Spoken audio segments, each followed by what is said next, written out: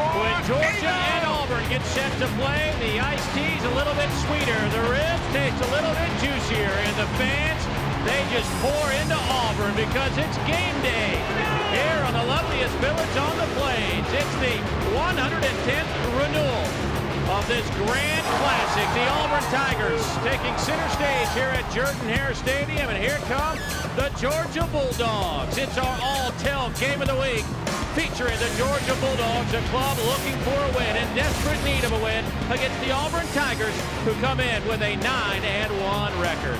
And hello again, everybody. I'm Dave Neal, and thanks for joining us on our all-tell game of the week. A very special treat, Georgia and Auburn, a series that goes back to 1892. For the Georgia Bulldogs, they have lost 4 of their last 5 games. They're trying to continue to win to get to a better bowl game, perhaps. Meanwhile, for the Auburn Tigers, there is a lot at stake. Not only are they still in the Western Division race, but in the big picture, they are sitting in the number 6 slot currently in the latest BCS rankings. Florida at number 4, and of course Louisville lost on Thursday night to Rutgers. So both of those clubs trying to inch ever so closely to that national championship game. My national championship partner again today is Dave Rowe. And Dave, when we begin to look at this Auburn team, it seems like it's all coming together right now. Kenny Irons is getting a little bit healthier, but I think the biggest health concern is over with, and that's Brandon Cox. He has played spectacular football the last 3 weeks. Absolutely, Dave. Brandon Cox he had that sprained ankle, but he's finally healthy. Looks good in the pocket, looks good throwing. Those last 3 games you talked about, 66% completions. He's thrown for over 700 yards, 6 touchdowns. And then you add that offensive line, who in the last 3.5 games have just said, we're not going to allow sacks. That's a great combination. And Al Board just said they're going to try to go a little bit more downfield today as well. We'll see about that. On the flip side, Georgia's playing the true freshman quarterback, Matthew Stafford.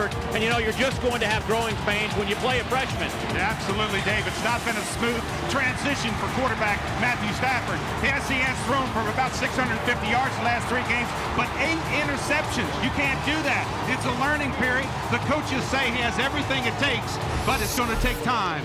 All right, big fella, give us your Toyota keys to the game. Well, first of all, turn it around, Georgia. Through their first 5 games, Georgia had 7 turnovers, only resulted in 3 points. Their record 5-0. Through the last 5 games, Dave, their opponents have Georgia's turned it over 19 times. That's right, 19 times. It's resulted in 59 points. Can't turn it over. And for Auburn, what's my line? Talk about stepping it up. At the halftime of the Florida game, Auburn's offensive line said, that's it, no more sacks. And they have not allowed one. You add that running game to it, and people are going to be saying, hey, not what's my line, but that's my line, Dave.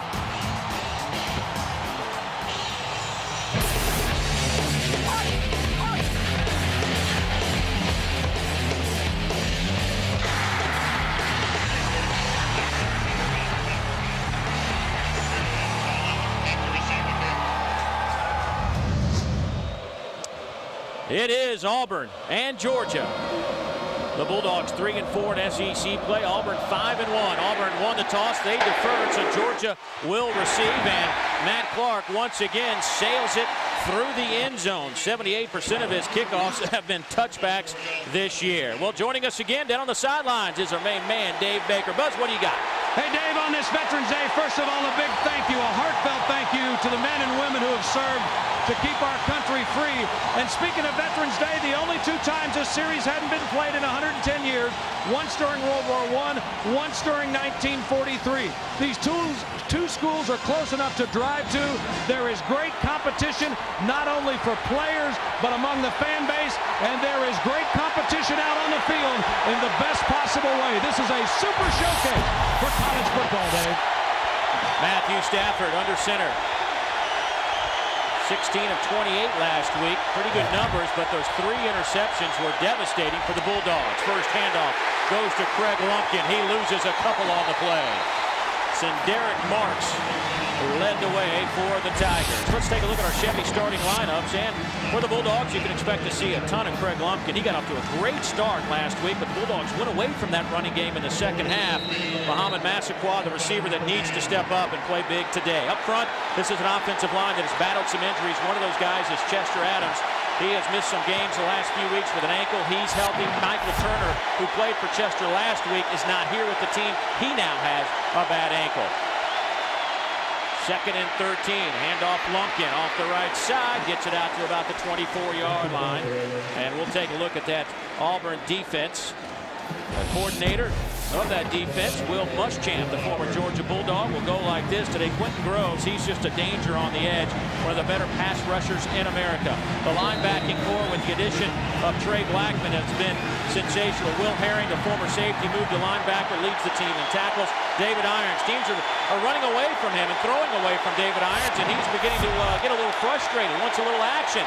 Will Muschamp, the defensive coordinator, says this club is beginning to come around. Some flags in the middle of that line of scrimmage. And Dave, there was a jump in the defensive line, but I saw Milner, 87, jump off sides too. Now, was that a reaction to the defense jumping in the neutral zone? This is like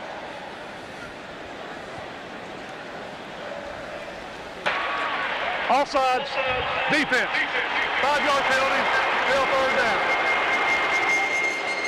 Rocky Good, our referee today, and it is an early start, but you cannot tell by the noise in this building so far, can you, Buzz? And Dave Neal, Tommy Tuberville challenges crowd. They haven't been as loud for these early afternoon games. This place is electric today, and we talked about it. We had a few sprinkles before the game. It's not raining now, but it is overcast. Tuberville walks out of the tunnel and sees the lights on and goes, hey, we got a night game. We'll see how this defense plays on a 3rd down and about a half a yard. Georgia would love to keep the chains moving here. It's Sutherland. Flag comes down. Looks like somebody might have jumped early. That's a 1st down carry if it holds. Boy, that noise is so tough for those offensive linemen. And I think along the line, dead ball, false start on the offense. I thought it might have been Inman, 72 on the out there. Excuse me, I should say 70 on the outside. Might have been Nick Jones snapping that ball early, but looked like a movement on the right side. But that sound is really going to play a big factor in this. Well, Georgia under Mark Richt has been a great road team. They are 21-3 in opponents' stadiums since 2001. 7-2 versus ranked opponents. Wow. So now they back him up at his 3rd down and we'll say 5.5. Out of the shotgun. Martrez Milner makes the catch, 1st down. Georgia, the much maligned tight end, has had some drops and lost his starting spot last week. Picks up 9 on the catch. Just a good little out pattern, real quick little drag off the line, right side. Just come off the line, get a little bit of spread, and he just comes down with a great catch. And Milner looking that ball in. You know, he's been so criticized, as you said, much maligned. He drops the easy ones and catches the tough ones. He leads the team in receptions this year, but it's been the ones that he has not caught that have caused most of the issues. And it's not just him, it's the entire receiving core. Here's Lumpkin off the left side. Gets a couple on the play. Karibi Dede, the senior out of Woodbridge, Virginia, makes the tackle. Had a chance to talk to Karibi yesterday at length, and he says this is one of those games that, coming from Virginia, you hear about games like this, but until he actually got into one, he didn't know what it was all about. He says, this is why I came to Auburn. You know, I saw you when we were getting ready. Listen to that crowd. My goodness, you could barely hear each other. I mean, this is a very, very noisy crowd. Buzz, what do you got? Shackelford, the split tackle. Look at him on the right side. He really got racked on that last play. He's limping. And if this wasn't an offensive line that was so banged up to begin with, as you see him limping around right there, they'd probably get him out of there. And that may be the reason Georgia decided to use a timeout. They only have 6 healthy offensive linemen. Back after this. War Eagle 6, Tiger making the last flight. And from one legend to another, Bo Jackson being honored after that timeout to a rousing ovation here at Jordan-Hare Stadium. All we need is Herschel Walker. We got us something. Oh, there are a few people that could play the game like him. On 2nd down, Georgia works out of the eye. Stafford throws near side. Pass is caught by A.J. Bryant. We'll see where the spot is. His forward progress may have been good enough for the 1st down. I think it'll be very close. David Irons on the coverage. Boy, and that was good coverage by David Irons. He's man-to-man on the corner. Look at Stafford. He's just going to look over here and find him. But there's not much difference between the catch by Bryant and where Iron was. Good tackle, not to allow him to fall forward. Got a lot of help coming in to help in that tackle. A.J. Bryant, one of those receivers that is banged up. D'Amico Goodman, the Bulldogs lost him for the rest of the year. And Dave, this is so important for Georgia and Stafford to get off to a good start. Complete some passes. I don't care if you're a freshman, sophomore, junior, or senior, you get racked when you throw interceptions, and Stafford has thrown a lot of them in the last 3 games. That is about 2 inches shy of the first down. Another one of those receivers, by the way, not here with Georgia, is Mario Rayleigh. He got involved in a big collision, suffered a concussion. He is not here today. So Georgia not deep at the O-line, not deep at the wide receiver spot. Of course, they lost Thomas Brown, their big play running back and return man. Blew out his knee against Vanderbilt. So they're down to really 2 tailbacks, and Lumpkin and Danny Ware, but I think those guys are good enough to carry the load. There's a lot of teams would like to have a Lumpkin and a Danny Ware. Watch the fullback, 36, Brandon Sutherland. He's the leader on that play. Couple of tight ends. Milner in motion. It's the fullback, Sutherland.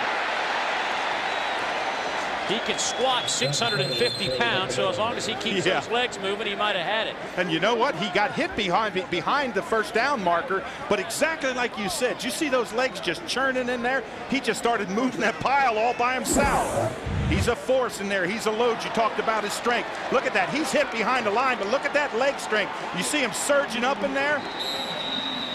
Again, hit in there. Keep those legs. Look at those legs in the back. You see him back there just churning. Good enough for a first down. Coaches told us, you know, if he had to pick one MVP on offense, they said it's been their fullback, Brandon Sutherland, the sophomore out of Tequila, Georgia. Here's Lumpkin. Flags are down. That play may have been whistled dead before it got started. Is that a dead ball foul? Yeah, dead ball, dead ball. Dead ball. Ball starts. Number 87 on the offense. Penalty's 5 yards. Still first down. It's time for our All-Tel Trivia Challenge today. And can you name how many SEC series have been played 100 or more times? It's somewhat of a trick question. I'll explain the details a little bit later. We'll have the answer for you in the second half. Well, I know it's at least one, because I know this one is. First down and 15. Stafford going deep, showing his arm. He's got a man. It's caught at the 25. A.J. Bryant inside the 10. Down to the 8. Will Hyde on the coverage. A big-time throw. Boy, he just beat Jonathan Wilhite on this go pattern. A.J. Bryant top of the screen. It's a go. Now watch the separation. I think what happened is Wilhite, yes, he looks back for the ball. You can't look back for the ball unless you're running man for man with him. But what a marvelous throw. Look at the trajectory of the ball. Laid it right in there. Bryant caught it right in stride. But Wilhite lost that separation when he looked back. 53-yard pickup. It's first and goal from the 8. What a throw from Stafford. Yes. Right on the money.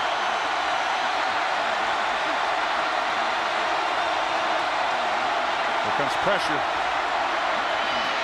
Lumpkin breaks it inside. Touchdown, Bulldogs. 8 yards. Craig Lumpkin is 5th of the year.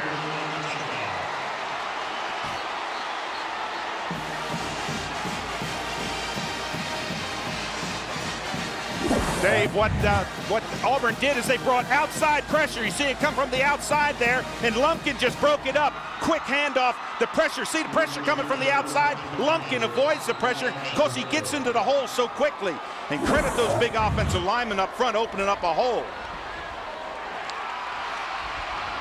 How about Gordon Ely-Kelso now kicking the extra points? The punter taking over the duties. He splits the uprights, but it's Craig Lumpkin's 8-yard touchdown run. The Dogs have the lead. Back after a word from your local stations. Craig Lumpkin, the junior out of Lithonia, Georgia, with his 5th rushing touchdown, but it was set up by a great throw and catch from Matthew Stafford to A.J. Bryant, an 80-yard drive that was kind of ugly early. Yeah. But a nice throw. The 53-yard pass to A.J. Bryant set it all up. Yeah, and Stafford 3 for 3 on that drive. Perfect. That's what you have to do as a quarterback. It's got to roll off your back. He had those 8 interceptions the last 3 games. Forget about it. Don't worry. Boy, it sure quieted this crowd. They had a lot of emotion early on, but the big play from the Dogs. Andy Bailey will kick off for the Dogs. Tristan Davis back to return. He leads the SEC with a nice 27.5-yard average. A short kick to the 11. Davis met at the 22, and he stopped right there. Take a look at our Chevy starting lineups for the Auburn offense. Courtney Taylor having a, you see his career numbers. You can see it's a career year as well. The senior is getting it done. Kenny Irons close to 100%. Up front, the big story is the fact that Joe Cope is back under center. He played last week, but this offensive line has really stepped up their play since the first half against Florida. And Brandon Cox, the junior out of Trussville, Alabama, 17-4 as a starter. He's completing almost 64% of his passes. 11 touchdowns, 5 interceptions, a couple of those last week. And down he goes. Ray Gant. And Cox looks like he's hurt.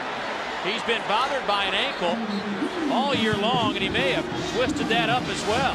Yeah, Dave, he never saw Ray Gant on the backside, number 90. Watch this, backside. When you go down, look at that twist as he went down. You see the ankles. We looked down there at the field when he was warming up, and he still has that ankle brace on. But he got twisted in just an odd position when he hit.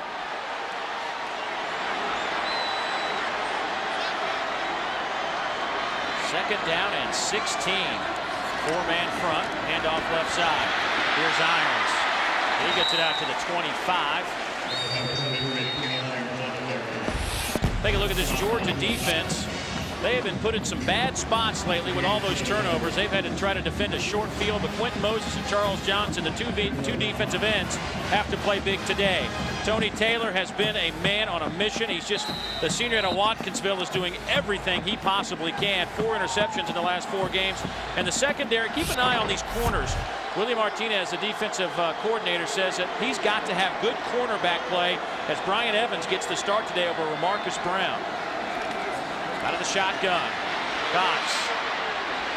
Pass a little bit short, looking for Preche Rodriguez, who was open, but it falls incomplete. That'll bring up a 4th down. Boy, and Al Borges will not like this throw. On the top of your screen, out pattern. Look at the separation there. Boom, he's open, wide open. But Brandon Cox, when he threw that ball, he threw it off his back foot, did not step forward. And Al Borges will talk to him. There you see Al Borges talking to him. It's mechanics with that man. He is a disciple on mechanics. Yeah, out of the Bill Walsh School of quarterback coaching. And he says that you got to throw the ball properly or you're not going to play for me. Well, and that was a good example of it, Dave. That ball just died. He had him wide open on the out pattern. It just died. It never got there. Number 54 on the offense. Penalty's 5 yards, still 4th down. That's Quentin Groves working on special teams. How about your all-star defensive end on the punt coverage team? Well, you don't see that a lot in the NFL, I can promise you that. That'll back him up 5 yards, but the good news is Cody Bliss, one of the best punters in America, a low line drive kick that takes a big hop. Mikey Henderson has to let it roll, so it works out very well. Bliss averages over 46 yards a kick, and that's a pretty good one. That'll set Georgia up inside the 30-yard line. A 54-yard punt for Bliss. Back after this. Georgia leading Auburn 7-0 first quarter action. Ken Shackelford, number 79, back on the field for the Georgia Bulldogs. He left in the last series, limping off. Out of the I formation, 1st down and 10 from the 26. Danny Ware in at tailback. Stafford, good protection. Overthrows Chris Durham. 2nd down and 10 on the way. And Dave, that first drive was just a great one. Sutherland made a first down when it wasn't there, and then A.J. Bryant went up for it and made a huge catch. That was just a great separation. Then what you do is you give it to Lumpkin quick underneath. Here's a look at those Georgia running backs. Of course, Thomas Brown not here, tore that ACL, but Lumpkin averaging almost 5.5 yards a carry. Danny Ware, not bad, over 4 yards per carry for him. Now, one thing this offensive line has got to do, they've got to make an adjustment for that sound. Here's Ware, gets the corner out to the 33-yard line, a gain of about 7. That'll bring up a 3rd down and 3. Wilhite on the tackle. Look at our Hummer scoreboard. Games in the ACC. South Florida up early on Syracuse. And Dave, when I said they have to make an adjustment, the offensive line, a lot of times down there, offensive linemen have got little tricks. What they do is they might have to go on movement when the ball is moved because they can't hear the snap count with this crowd in the end zone sidelines just screaming. So go on movement.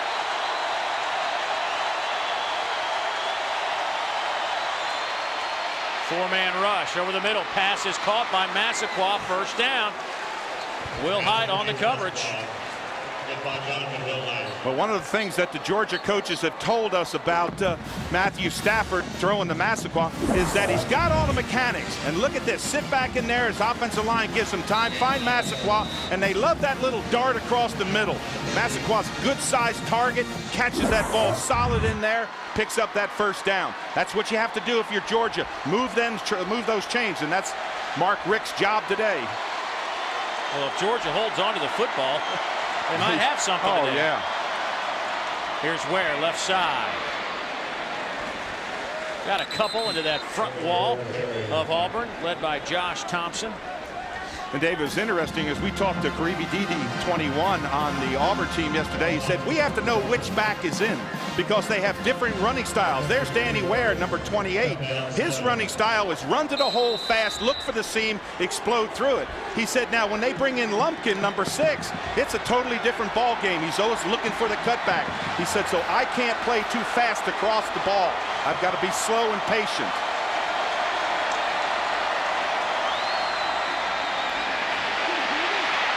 Stafford lofts it up, batted out of there at the last moment.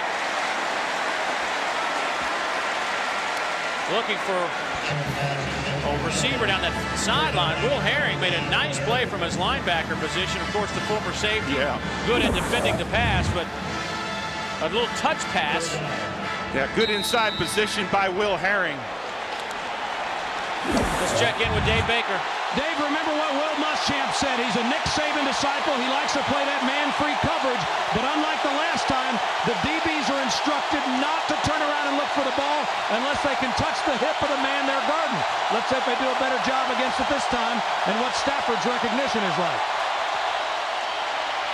Pressure comes. Stafford finds his receiver in the middle of the field. It's Kenneth Harris, 1st down. How about Georgia? 4 out of 4 on 3rd downs today. And let me tell you, Matthew Stafford is back there. He feels the rush, and he hurries the pass, but he throws a beautiful strike. Back in that pocket now. He got a dart underneath, get across. He gets separation right there. You see, he had some pressure from Groves, and he saw it, did Stafford, and he threw it quick. Groves is going to pressure him, but look at that quick delivery. And I want to tell you something. Matthew Stafford, he's not bothered by any interceptions or anything. He is playing a wonderful game. 5 out of 7 for 85 yards after that 11-yard pickup.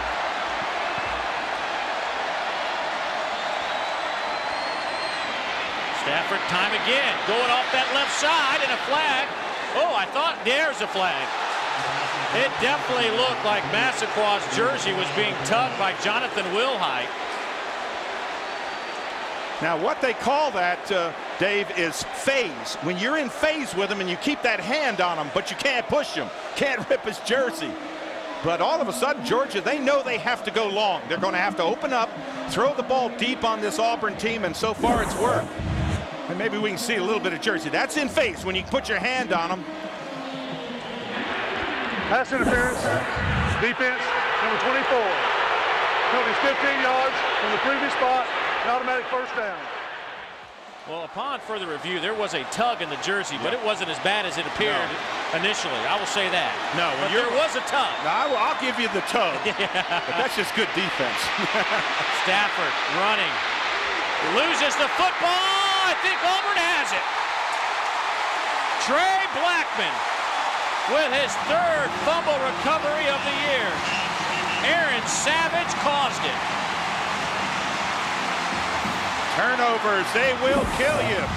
And this is going to kill Georgia. They had great field position. The first person to grab Stafford was Mark Richt, and he said, you get on the ground. You're not going to run over these guys.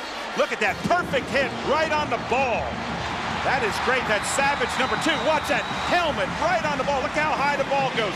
And heads-up play right there by Trey Blackman on that fumble recovery. Well, that has been the problem. Mark Richt told us in our meetings that how are you going to win this game? And his response was, we can't turn it over. They are now -8 in that department. Boy, and remember this one. It was on the 31-yard line. Irons picks up about 5 on the play. Quentin Moses with his first tackle. It's really been the last 5 games. Yeah. Look what the opponents have been able to do. That's now 20 turnovers for Georgia in the last 5 games. In the first 5 games, 3 points off 7 Georgia turnovers, and you just can't keep putting your defense in short field situations. Let's check in with Dave Baker. You know, Dave, Mark Richt talked about sometimes Stafford makes good decisions and bad throws. Sometimes he makes bad decisions and good throws. That was a bad decision because if he goes outside, he can get out to the out-of-bounds line and not be in any trouble. Here's Cox. He'll be dropped again for the second time this afternoon. Charles Johnson with his 6.5 sack. Boy, this is just a coverage sack. Coverage is great on this play. Georgia's got them all covered. You see right there, Brandon Cox, he's looking to the outside. He's got nowhere to go, and the big men get in there. Charles Johnson, and he is a load over on that left side. Today's 1st and 10 line is brought to you by Titan Technology Partners, making IT right. 3rd down and 8 now for the Tigers. Georgia in that 30 defense, 3 down linemen. Boy, Auburn came in. They hadn't given up a sack in the last 14 quarters. They've given up 2 already today. There goes Carl Stewart, the fullback. That'll be close to the first down, about a yard shy maybe. Tripped up by Asher Allen, the true freshman out of Tucker, Georgia. Well, you know what? If I'm Georgia, I'll let them have that 7-8 yard run because it's going to bring up 4th down.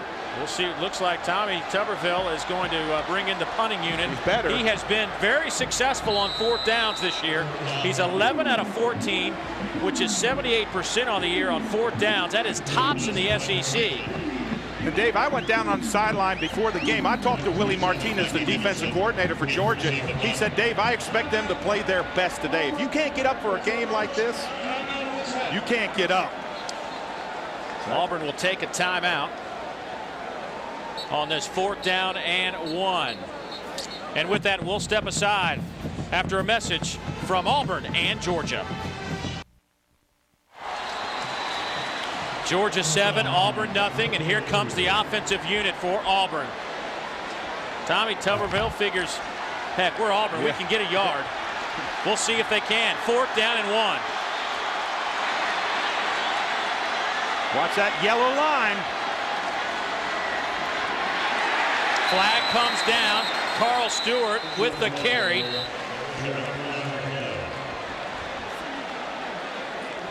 First thing comes to my mind is lining up in that neutral zone. Big lineman, you're trying to get down there, get that penetration. Sometimes you don't look in for that ball. Offsides, number 94 on the defense. Penalty's 5 yards. The result, a first down. Quentin Moses, the guilty party. And 94 is Quentin Moses. That's him right up top there. And look at him line up. See him? He's right in the neutral zone. He lined up in the neutral zone. Trying to get that penetration. Well, that'll keep the drive alive for the Tigers. First down and 10. How about Tuberville? He was going for it. Big hole for Kenny Irons that closes up in a hurry. He's into Georgia territory at the 48-yard line. No, I was going to say on that punt play, Willie Martinez didn't fall for that. The defense coordinator, he kept his defense out there for Georgia the whole time. But you know what? If I have a Kenny Irons, he can just find a yard or two anytime he wants. Kenny Irons has had a couple of 3 100-yard games this year, but he has only 1 carry against Arkansas State. Didn't play against Tulane. Did not play against Buffalo. They've kind of been a pick and choose situation with him, trying to get him healthy. Yeah, they said he even limps in practice. Here's Carl Stewart. He stood up at the 45 by Tony Taylor. The team's leading tackler was 73. Well, Dave, and I want to tell you, I love number 43. This is the kind of player that you want to be. You see all those marks on the back of his helmet? Those are all superlatives. You get them when you have great plays. And let me tell you, number 43 is a great player. How do you have 4 interceptions in 4 straight games? Think about that. I know. That's being in the right place at the right time, good coverage, all those techniques. But I love the way he moves to the ball. He's a great outside linebacker because he's got that great closing speed. Here's Irons, flag down.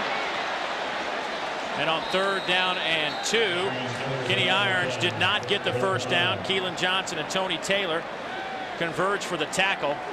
That'll be the end of the first quarter. That may have been holding on Tommy Trott, the tight end, number 5.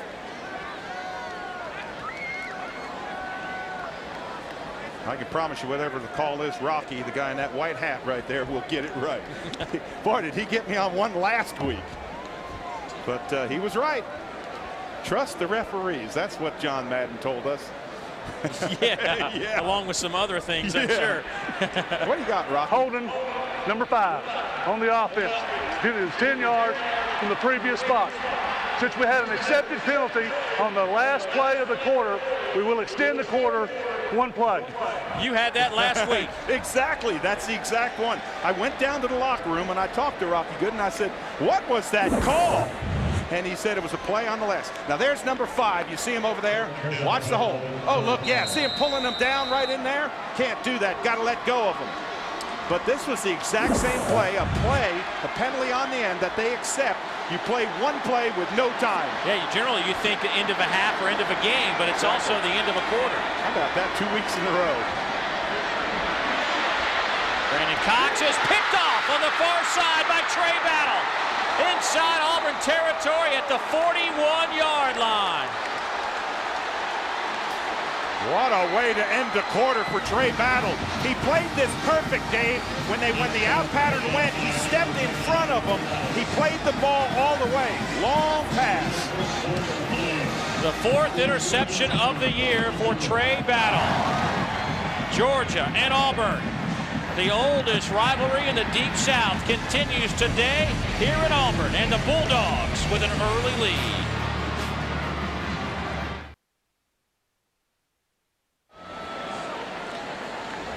Big interception to end that first quarter by Trey Battle, the senior out of Forsyth, Georgia. 4 interceptions on the year. You're talking to Willie Martinez. He needed not only his cornerbacks, he needed his safeties, Battle and Johnson, to play big today as well. If they were going to have a chance defensively, they needed to make plays. He needed playmakers. Exactly. That's what he said. We need playmakers. People that come out and make differences. That's a difference maker right there. Now, if you're Al Borges, you're over there talking to your quarterback. You're saying, hey, look, you suck it up, throw that off, we play good fundamentals and come back. But you see on those turnovers, this Auburn defense has been strong. Speaking of strong, Craig Lumpkin keeps his feet moving and picks up 5 on what should have been no gain. Quentin Groves finally dragged him to the ground. Dave, this is 2 deep zone. You see the safety sitting right back in there. That's Trey Battle. Now watch him play the ball, looking at the quarterback, crossing pattern. Now watch him, just see him dart, and he steps right in play. He's playing against Rodriguez on the play. And let me tell you something. You think that's not straight ball? He's strutting on the sideline. You know, it looks like Brandon Cox's what should be fastballs are more like changeups today. Yeah, that's exactly what that was, Dave. Again, Brandon Cox, I wondered if he sprained that ankle again because he's not driving forward with that ball. That, again, long pass, which compounds it, but a slow throw. Here's Stafford on a little play fake. He's to the 20. He's down to the 17. And that's exactly what Mark Richt told us. He says, you know, people overlook the fact that Matthew Stafford's a pretty good athlete, and he may not have the highlight reel of a Michael Vick, but he can do things with the football. Play fake right there. You play fake into the lineman, and into the back, and then you pull the ball out. Stafford, now don't swing that ball around like that. Get on the ground.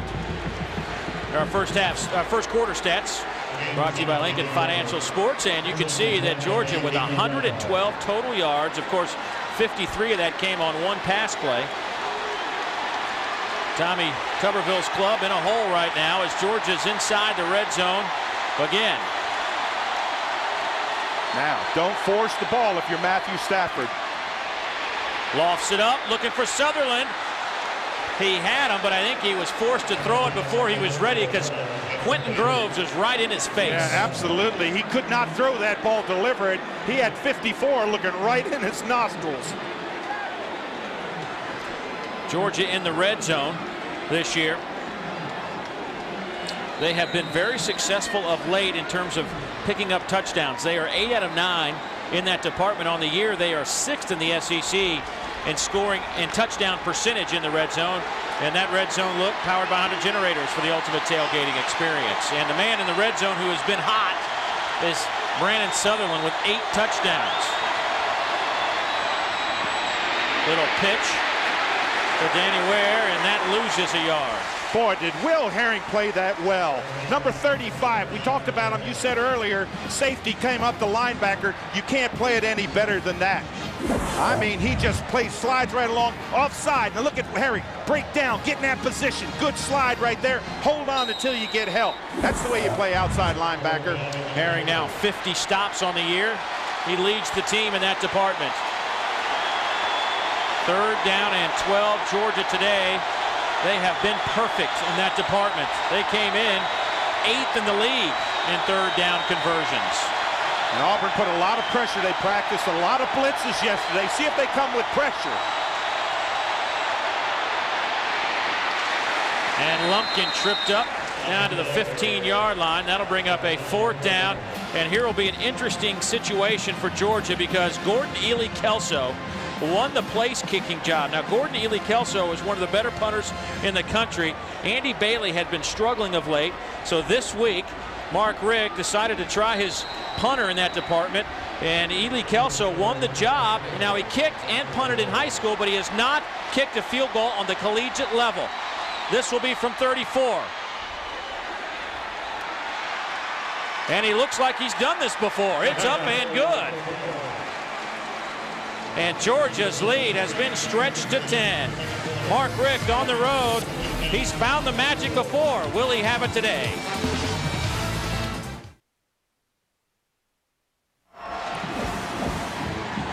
It's our Altel Game of the Week from the loveliest village on the plains, Auburn, Alabama, where the Georgia Bulldogs, who have had some great success on the road here at Auburn, 12, 9, and 2, lead 10-0, 12:07 to go in the second quarter.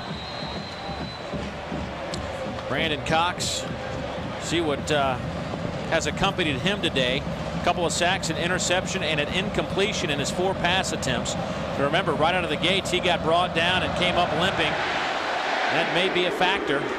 We'll keep an eye on that. Kickoff is deep in the end zone.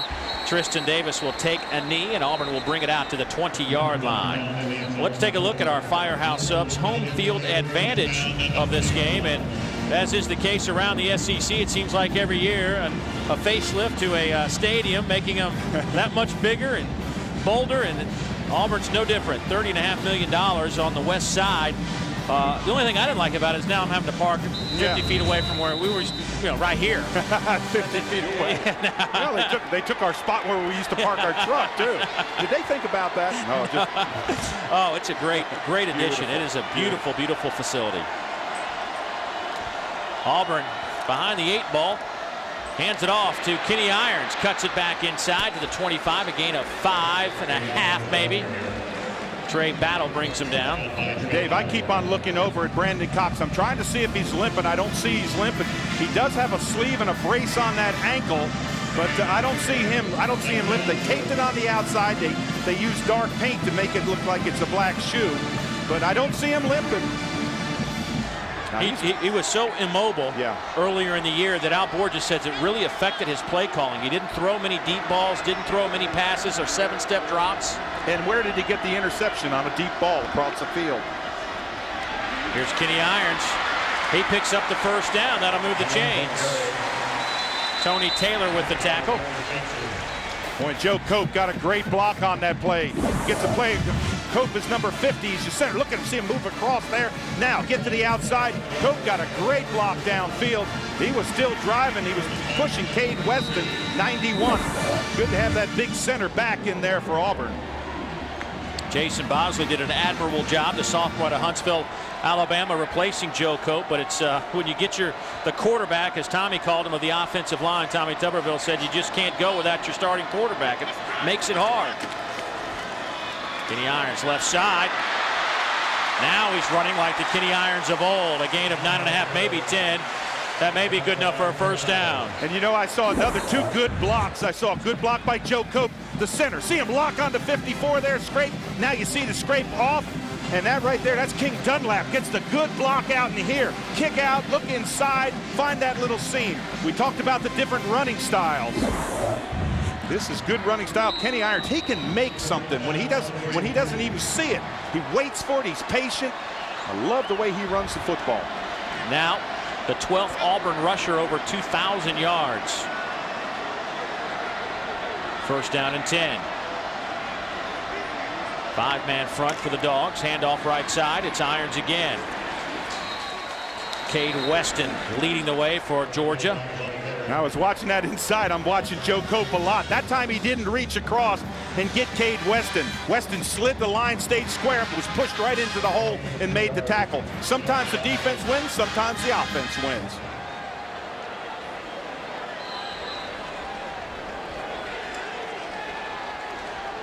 Look at our scores from around the country.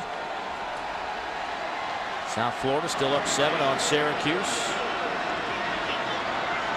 Georgia Tech with an early lead as well. Here's Brandon Cox. Pressure comes, throws back, and the Dogs read it. Paul Oliver read the screen and just blew the play up. Carl Stewart made the catch, and good thing he held on. Yeah, because Paul Oliver was right there when the catch was made. He's the most experienced back there in that secondary corner. And a lot of people talk about it. You have to have closing speed. This is closing speed. You see the screen out to the flat, and you see how quickly he came up. He closed that cushion, was about 3 yards to deep in the backfield. Good read by Paul Oliver. Auburn facing another third down. This will be 3rd and 11. Brad Lester checks into the game. Cox will slide into the shotgun. 3 receivers to the far side. Georgia in that 30 defense, 3 linemen, but they're bringing pressure. And down goes Brandon Cox. Paul Oliver with another play. The 3rd sack of the day for the Georgia defense. And what the sack was caused, it's a 30 defense, 3 down linemen, and Paul Oliver, number 8, he's the corner. And the corner is going to come, there he is right there. He's just going to come off straight into the quarterback. Look at this. Nobody touches him. Comes around the horn, bringing outside pressure. 30 defense, you can afford to do that. Bring a defensive back. A good series for Paul Oliver. Here's the punt by Cody Bliss. Another ugly looking kick from a young man, the senior out of Brentwood, Tennessee, averaging 46.5 yards a kick. Well, Georgia leads at 10-0. Back after a message from your local stations.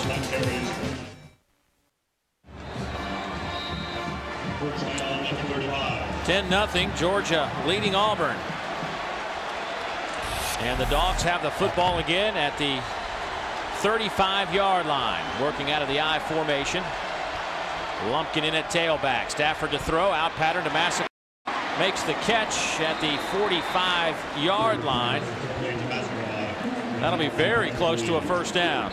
Boy, Patrick Lee, the cornerback, just lost the wide receiver. He lost Massapequa on the play. Well, look at this. See, he turns his back. Right there, he can't even see him. He's turned his head back to look at the quarterback, and you lose a wide receiver, that's going to be wide open all day long. That's a mechanical mistake. If you're going to look back at that quarterback, that's when you've got to be able to reach out and touch that wide receiver. Don't look back. This is not the same Georgia passing game we have seen this season. Catches like that have been few and far between. Chris Durham with the grab close to midfield, a gain of about 4, but Bulldog receivers holding on to the football. Yeah, one of the things that Will Muschamp, the defensive coordinator, told us, the thing that jumps out is drop balls. This is not drop ball. This is a good look in. He gets a good block. Look at that look in. Chris Durham goes way up high for it, stretches out. That's a droppable ball. Durham, the true freshman, he stands 6'5" out of Calhoun, Georgia. Stafford 7 out of 10 for 99 yards. The nickel package defensively for Auburn on a 2nd down and 6. Here's an audible on the line. You see the hand signal there. Stafford will keep it. Stafford will take it. Flag comes down. He picked up the 1st down, but that may be a hold against the Bulldogs. Josh Thompson tripped him up. Boy, the one thing you don't want to do on a draw play is hold.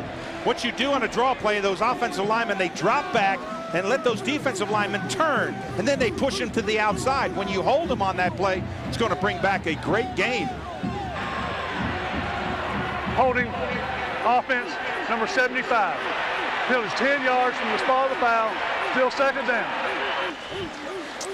Well, fans, time to pick a winner in the Aaron Superfan Contest. Log on to SouthernSportsAwards.com now and vote for your favorite finalist. Then tune in to the 2006 Southern Sports Awards this December to see who takes home the Superfan Award and a home entertainment system courtesy of Aaron's. Georgia's 4th penalty now for 24 yards. This is a situation that Will Muschamp, the defensive coordinator, wanted to get him in. 2nd and long. Stafford, pass is caught at the 40. That'll be a 1st down. And Matthew Stafford is really having a wonderful afternoon throwing the football. Michael Moore makes the grab for the Bulldogs into Auburn territory. First, credit that big offensive line. Look at the time he can stand back there. Great mechanics, delivers that ball. Again, look at that offensive line up front, just giving him time, and then great separation by Moore.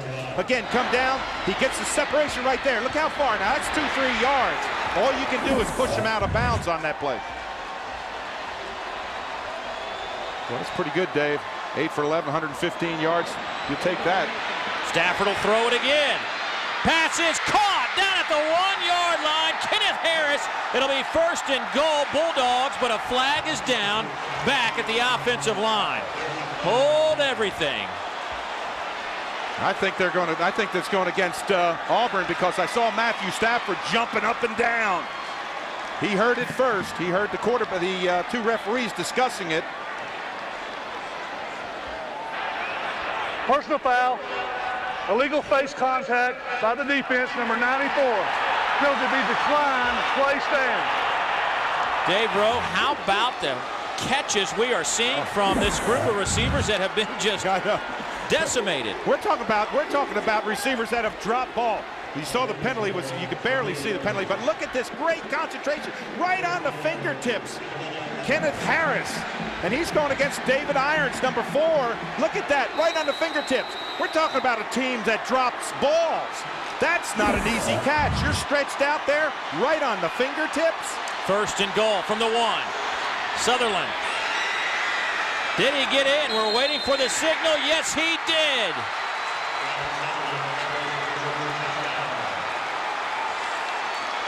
The 9th touchdown of the year for Sutherland, his 7th on the ground, and the Georgia Bulldogs have a chance to go up 17 on the road. Well, this is just leg strength. Just get in there, plow in there. The first person to signal touchdown was Stafford in the back. He's going touchdown right away. He knew it. That is Mr. Touchdown in there, Brandon Sutherland, with that great leg strength. Just driving there, big man. Look at Matthew Stafford. Just got word that this play is going under review To see if Sutherland actually broke the plane. It is so hard to make that call. Well, the referee came running in, Dave, and he did not signal right away. He came running in from the side. I thought he was going to mark the spot on about the 1 foot line. And then you'll see him top of it right in the middle, right up there. Watch him when he comes in. See if we can see him come running in. Now, see, he comes running in here. I thought he was going to mark the spot. There he is right there. And when he gets in here, watch the hands shoot up. See, touchdown. Well, James Allison is our replay official. And, once again. After further review, the play stands as called on the field. Touchdown.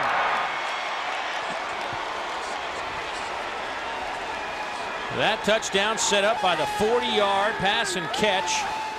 Matthew Stafford now 9 out of 12 for 156 yards. And Dave, this is the same Matthew Stafford. I want to make sure I've got him right. This is the same one that's got 12 interceptions, only 4 touchdown passes, 8 in his last 3 games. Point after is up and good, and the Dogs lead it by 17 points. Tommy Tuberville looking for some answers. Back to Auburn after this. 17-0. Matthew Stafford has found 6 different receivers. Georgia's offense has piled up 211 yards so far.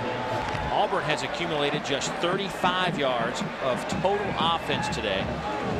That is incredible. And have you seen a drop pass today? I don't think. No drops. That is amazing. That 1 week you drop a Milner. It started off with him. He made that great catch to the outside. Everybody is catching the ball. It's almost like the drops are contagious, so are the catches. Exactly. Tristan Davis from about the 2-yard line. Georgia's kick coverage will stop him at the 21.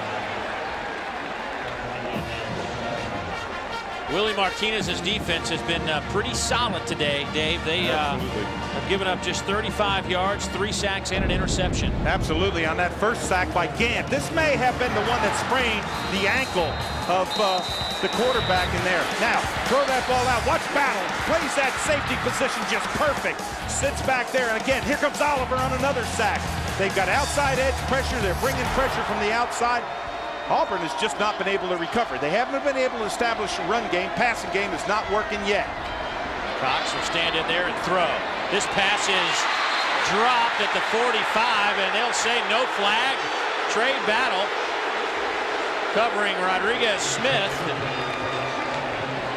The Auburn bench wanted a flag, but there isn't one. Dave, in a 2-deep zone, your safety 25 is Battle. Look at him recovering over there. He comes over and actually helps him. You see there was contact there, but it looked like he was going for the ball. You see Battle get up, but great, that's a zone coverage where you have 2 deep, and he plays that outside receiver and played it well.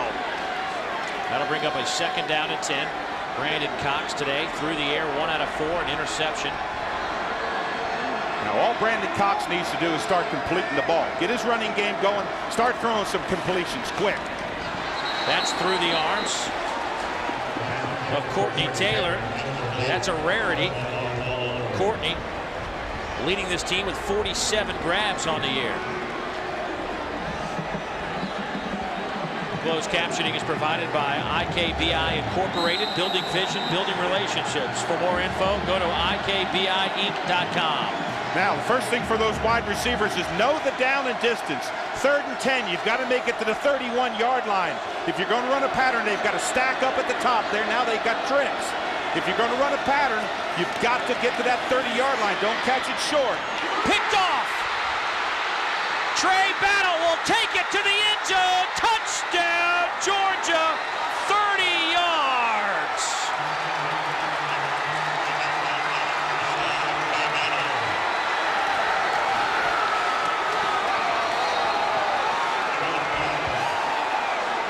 And Dave, you see a concerned Tommy Tuberville. He should be concerned. What they're doing is they're playing press man on the outside corners, and the safeties are just dropping back in a 2-deep zone, and they're just reading the quarterback. Battle, again, steps right in front. Just playing that quarterback's eyes. Flag came in, probably for excessive celebration. touchdown. Unsportsmanlike conduct, number 25, be 15 yards on the try. That's about the first thing that's gone Auburn's way was the penalty on Georgia. Trey Battle with 2 interceptions today, the former walk-on. Well, let me tell you, if they give you a penalty for an interception celebration, did you see what Battle did going into the end zone? He did a forward flip going into the end zone. And if I'm going to be assessed on the kickoff is what Rocky Good told us. But when Battle went into the end zone, he did a front flip. And Mark Richt, he was probably out there about 20 yards down, patting him on the back, saying you can do that anytime you run one back for a score. Neely Kelso with the point after attempt. It is up and good, and my eyes are not deceiving me. It is 24-0 with 4:56 to go in the second quarter. Look, see him playing that zone right there. See 25 slide, read the quarterback. He's going to the right. Interception in front, step in there. Now watch this enter into the end zone. Right about from the 3-yard line. Take that anytime. Again, that's that stack we talked about. Look at Battle. See, he's playing that safety spot, that zone. He's just reading the quarterback. You've got 3 wide receivers to that side. And for Brandon Cox, it's been a disaster.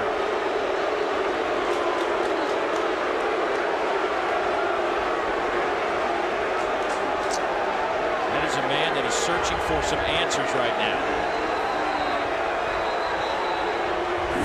Well, I want to tell you, this doesn't look like the same Brandon Cox. When I talked about Stafford not being the same, this is not the same Brandon Cox. I keep on thinking that ankle has got to be sprained, Dave, because he has such great mechanics. And he's not throwing with great mechanics today. You just saw Trey Battle, a young man that has aspirations to go to medical school. He is certainly doing a number on this Auburn offense right now. He may have to delay those plans for a little while. 3 tackles, a pass broken up, 2 interceptions on the day. Brandon Cox's numbers, 1 for 6, -3 yards. Wow. That's incredible. And I watched him down on the field. We talked with him yesterday. He's a very confident quarterback. He's got great mechanics. But he's just having a horrible day. Now, what he's got to do, forget about it. That half is gone. That part of the game is gone. Come back and work back on what you do best. Andy Bailey will kick it off for the Bulldogs. Brad Lester, Tristan Davis back to return the kick for Auburn. Of course, Bailey will kick off from the 20-yard line after the penalty. Return for a touchdown here would be of major importance for the Tigers. Tristan Davis, he's to midfield. Davis all the way down to the 42 of Georgia. It wasn't for a touchdown, but gives the Tigers great field position. A 38-yard return. All the information you need traveling around the SEC. A little bit of a reverse from the Auburn Tigers. It goes to Courtney Taylor. A big gain down to the Georgia 21. That'll be a gain of 20 on the play. And when you can get a defense really worried about the point of attack, when the point of attack looks like it's coming this way, you'll see everybody start to react. See him slide. Now, front it back here, get a good block outside. Look at the size of that hole that he's got to run in. Good block on the outside. When you get him worried about that point of attack, then you can run the reverse. And Carl Stewart got the great block. Now, they need some emotion right now. Auburn needs to score. That's the understatement today. Well, they need to have one right here. Lester trying to get it done. Still on his feet. Touchdown, Tigers. 21 yards.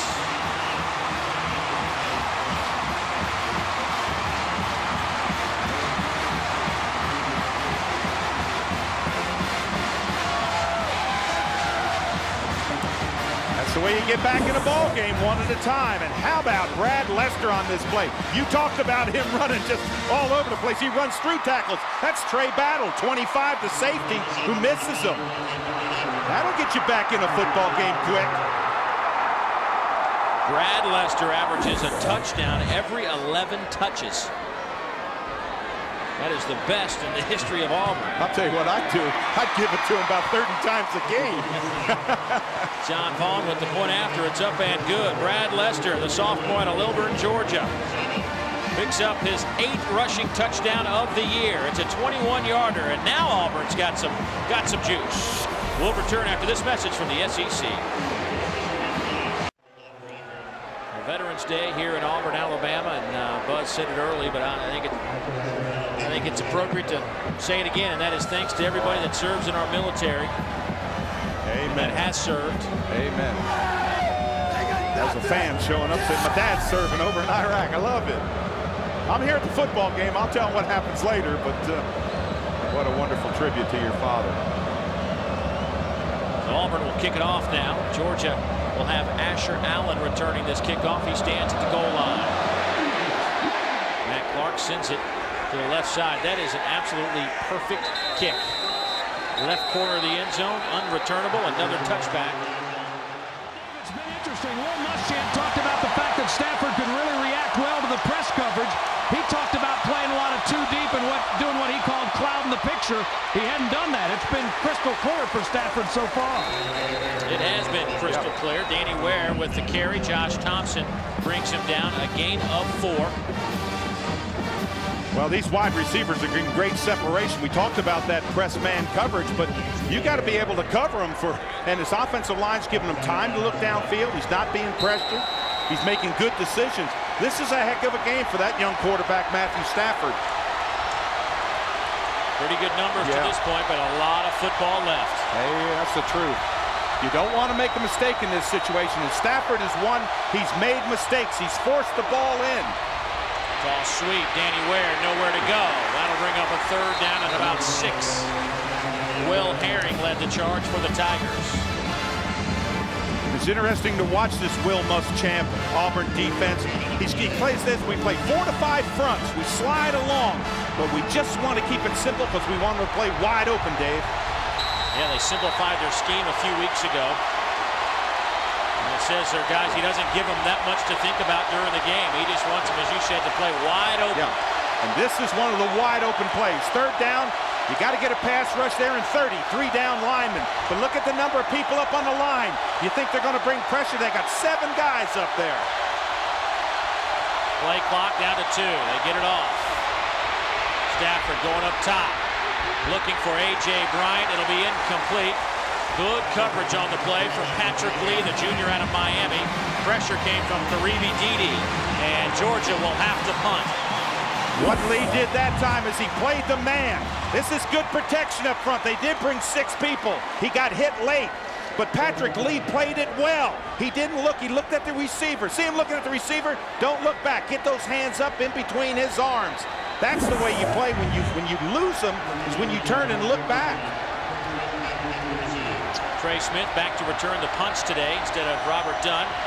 Willie Kelso averaging 41 a kick. His first punt of the day is an exceptional kick that sends Smith back to the 20. Trey Smith dancing around and dropped at the 25. A 55-yard punt. And with 1:56 to go, Auburn will have a long field in front of them. The Tigers do have 2 timeouts remaining. I think Georgia thought there was a fumble on the play, but there's no fumble that I could see. He was down. So Auburn's passing game has not been much, but Dave, do they need to throw it here with 1:56? Well, I think they need to throw it. Yes, I think they need to go downfield. You can try, you can bring out your running backs, and when you have somebody like a Kenny Irons, you can do a lot with him. But you're going to move the ball downfield when you get that 1-on-1.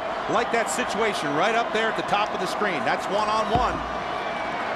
Cox rolls out, fires, passes.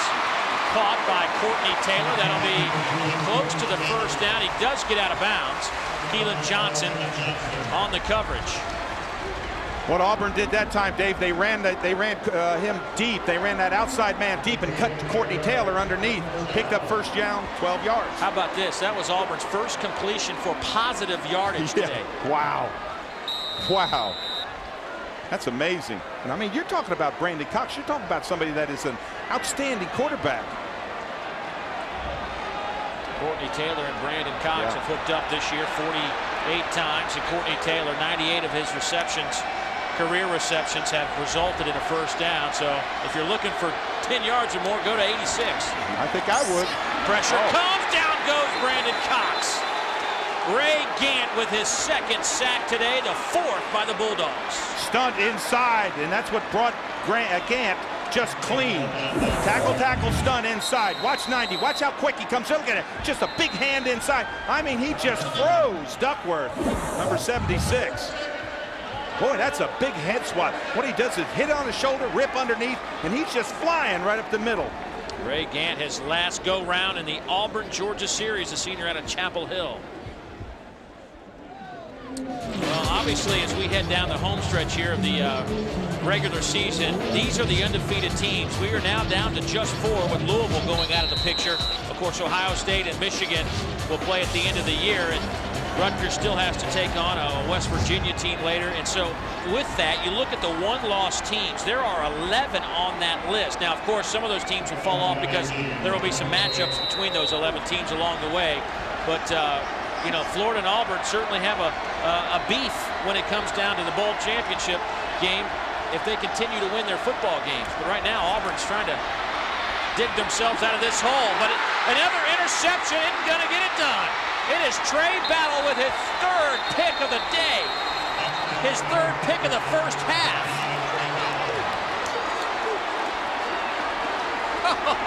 Dave, it was a tip ball on the line of scrimmage. One of those big linemen got a hand up. Didn't see exactly who it was, but let's watch the lineman. Might have been inside there. 99 is Johnson. Is it him? Yes, it's Johnson who gets the tip. Then you're just playing. You're that safety position. You're just playing that tip ball. Everybody yells fire. Tipped on the line. Look at the ball, just end over end, and look at Battle coming. Man, it's been a long time since I've seen 3 interceptions in 1/2 of a football game. And Brandon Cox is getting a little frustrated. Now Georgia, though, I mean, they're in business again with 58 seconds to play before halftime and a couple of timeouts left. Stafford, play action. He'll run it. He's down to the 13-yard line. That's a gain of about 6.5. Quentin Groves brings him down, but Georgia will take a timeout. And Dave, 2 things happened on that play. Stafford did not panic. He got some pressure on him. He saw the pressure. He pulled the ball down. When he was running the ball, he had both arms on it. The worst that Georgia wants to come out of here is with a field goal try.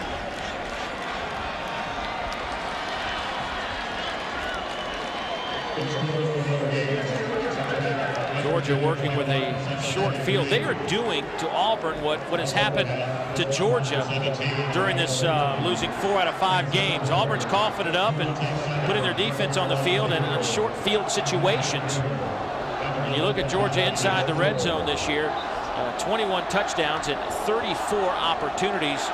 Georgia 6th in the league in that red zone touchdown percentage department. They're 7 out of 8 in the field goal department. They've been pretty good in the red zone. You know, that's been a concern for them the last few years, red zone offense, but this year they seem to be getting it done a little bit better. Speaking of red zone, I was looking at the numbers in the league. Alabama's been in the red zone more than any other team in the conference 43 times. They've scored just 15 touchdowns, 34%. And their woes kept up last week as we watched them lose last week. Stafford once again has time. His pass is low and complete. 38 seconds to go before halftime. Now I want to tell you, that was almost a mistake by Stafford. He was trying to go to Harris on the outside. Irons has got good inside position right there. You see how, look at that ball. Had that ball been up a little bit, Irons may have been able to dive inside and come up with the interception. So now it's 3rd down and 3. First down marker is just inside the 10-yard line. Like I said, the worst you want out of this is a field goal try. Setting up the screen. Here's Lumpkin. He's trying to outrun Will Herring. He does it. Turns a corner. Touchdown.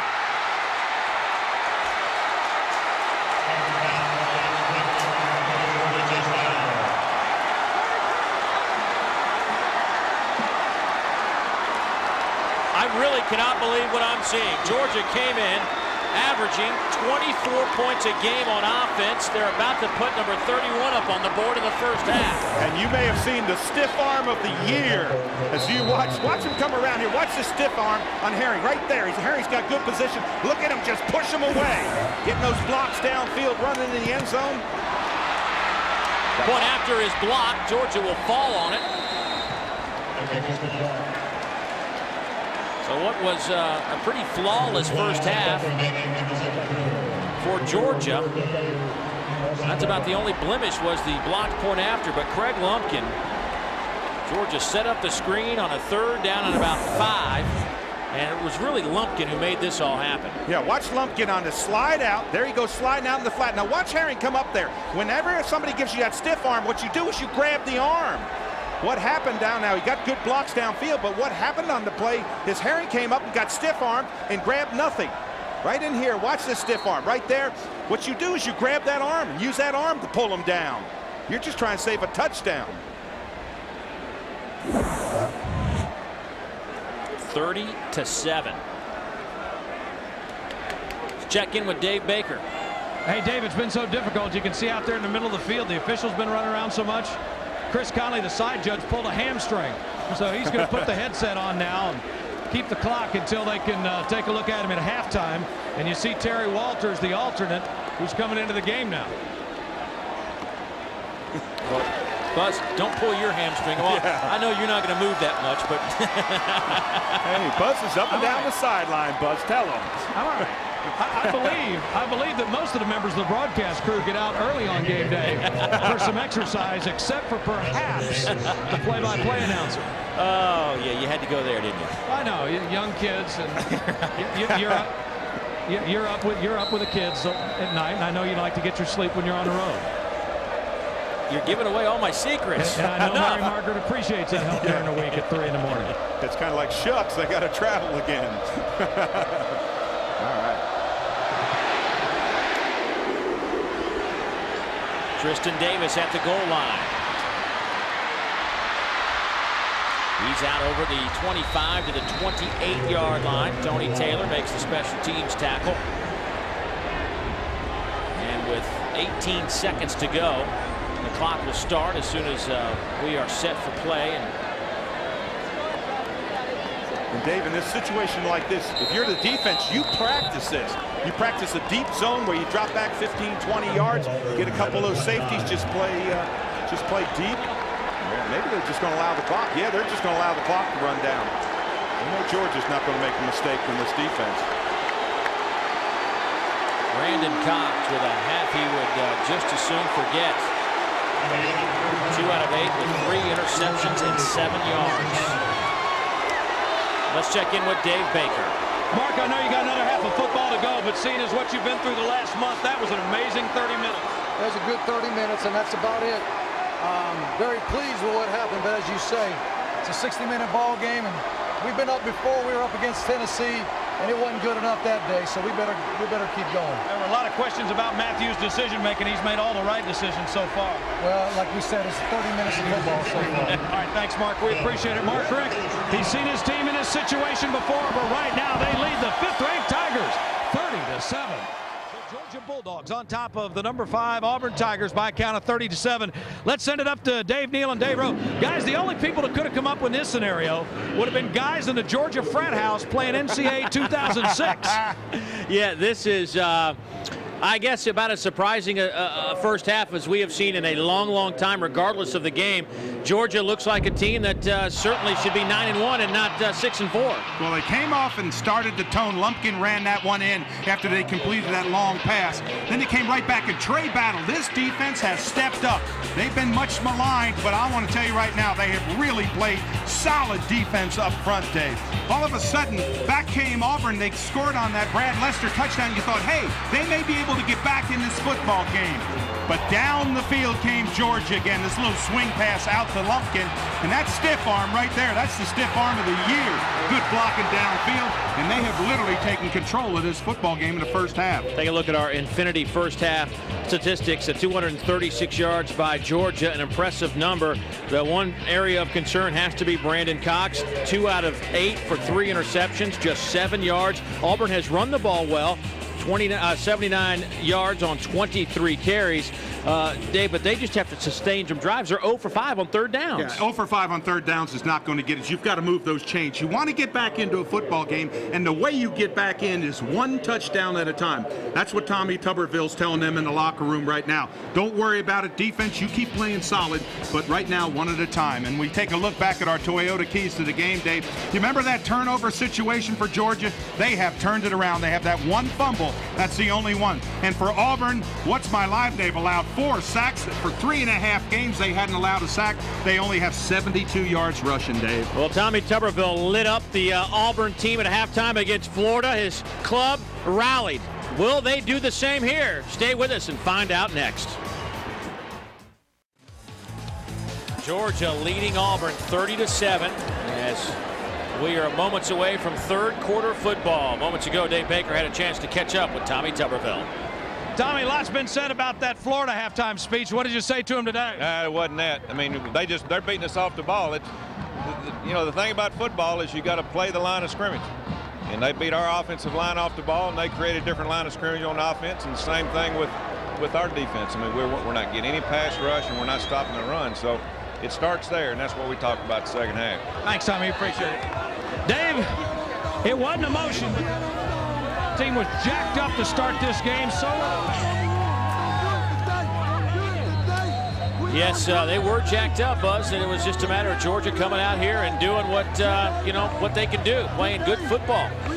But you know, when you have a series like this, you go back in time, and there are some memorable games. But one of those was 1996. You saw Jim Donnan, Terry Bowden, and this is what happened. It was the 100th edition of this series. Mike Bobo would hit Corey Allen, then Damian Craig ran in 2 touchdowns, and Robert Edwards ran in 3, but it was Torrin Kersey's 1-yard touchdown run in the 4th overtime that was the difference as the Bulldogs escaped with a 56-49 win in 4 overtimes.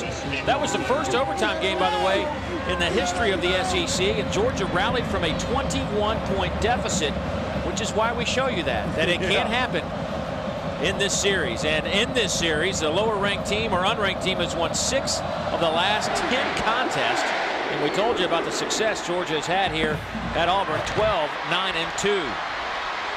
Tristan Davis breaks a couple of tackles. Tristan Davis flipped out to the 28-yard line. A good start for the Tigers here in the third quarter. A 25-yard return. Tony Taylor with another tackle on special teams.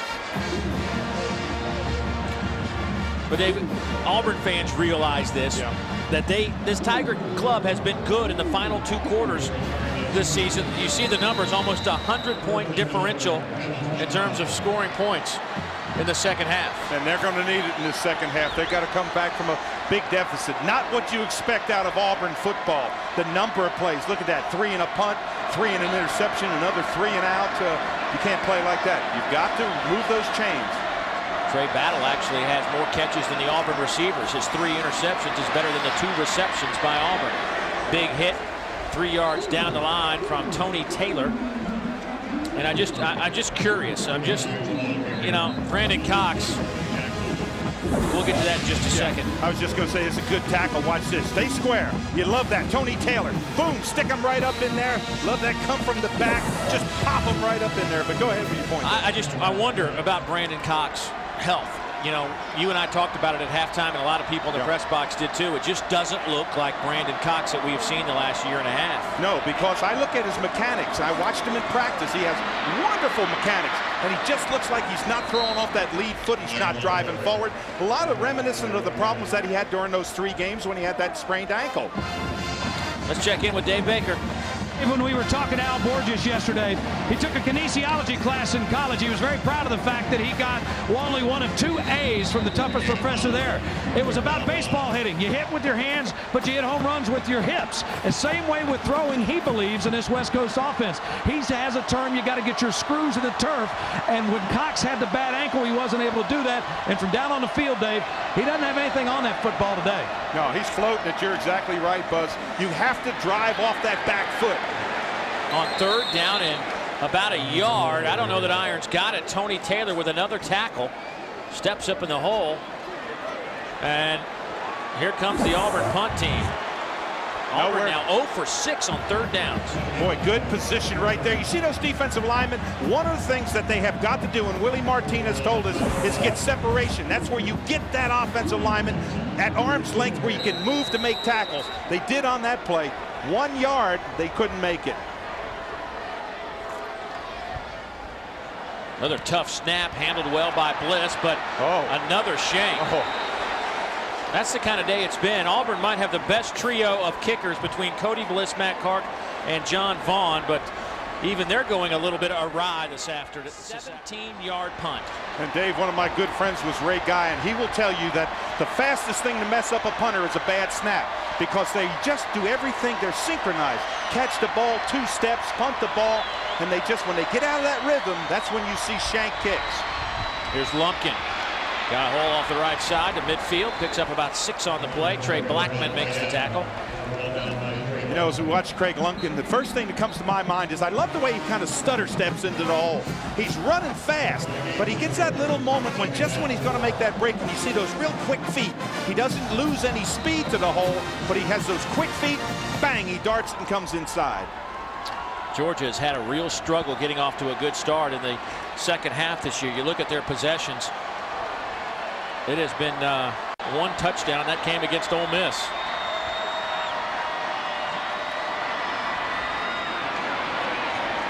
Lumpkin will pick up the first down, driving hard into that Auburn secondary down to the 44-yard line. Kevin Sears, who's been bothered by a hamstring, makes the tackle. Well, I talk about those quick feet. Watch this right here. See right there. You see those little stutter steps?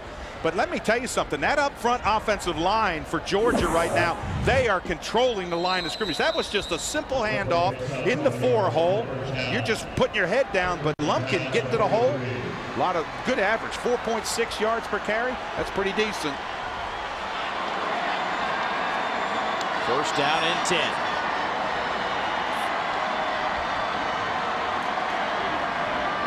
Lumpkin again. Falls back to the original line of scrimmage. He did a nice job not to lose 3 on the play.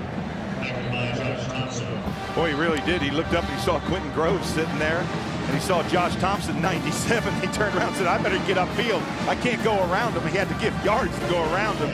Good decision. I love Josh Thompson, 6 foot, 300-pounder. Oh, I know. Out of Statesboro, Georgia. Look at him. He's a hoss. He can't even put his arms down. Look, his arms are like sticking out. But he plays football like they stick out.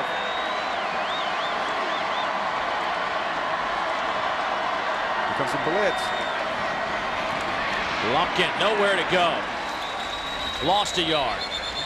That'll bring up third down, and we'll call it 11. Aaron Savage comes up from a safety position. The first thing when a defensive back comes on a blitz or a linebacker comes on a blitz is he's got to think run. And that's what Auburn did. When they blitzed, they brought blitz pressure from the top. It was Savage, the free safety, number 2, came from the outside. And you have to think run. It's almost like it's a run blitz. Georgia's been great on third downs today, 5 out of 7. They're looking at a third down and 11 here out of the shotgun. 2 receivers near side. I see pressure coming. Here it comes over the middle. Lumpkin makes the catch. Can he make a man miss? He fumbled the football. And the Auburn Tigers have it at the 32-yard line. It's Sinderic Marks. Now, was he down before he fumbled it?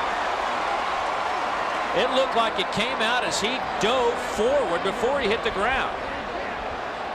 I would think that's Auburn's football. I would think so too, but I think they're going to review it. But again, let's watch the knee. Is he down anywhere in here? The ball is down. First down.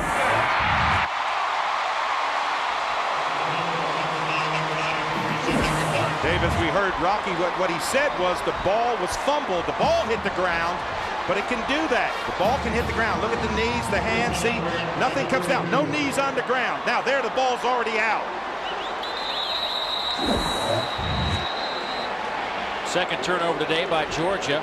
The other was a Stafford.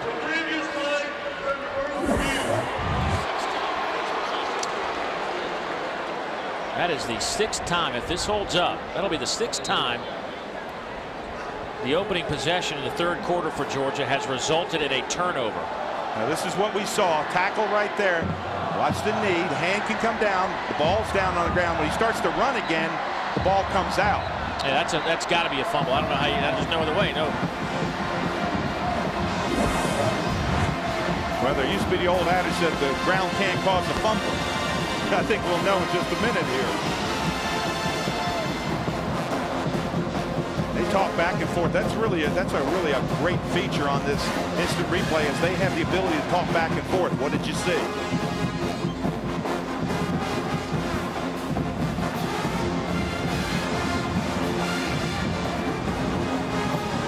I don't know. Let's ask Buzz. Buzz, you down there? You're down there. What'd you think? Well, I mean, it's interesting that, you know, it's one of those bang-bang plays that you see all the time. The thing that I thought was interesting was if they hadn't chosen to review from upstairs, would Mark Richt use a challenge being up this big and the significance that this call could have? After further review, video evidence confirms the call on the field. It is a fumble, recovery, first down. You look at what the instant replay has meant to these schools this year in the SEC. There have only been 18 coaches' challenges. Only 2 of those have been overturned. And one of those was the opening game of the season on a Thursday night. Sylvester Croom, who was an opponent of the coach's challenge, and he won. Here's Brandon Cox, step backs, throws, picked off again. This time it's Paul Oliver. Oliver to the 30 and out of bounds. And a flag comes in late.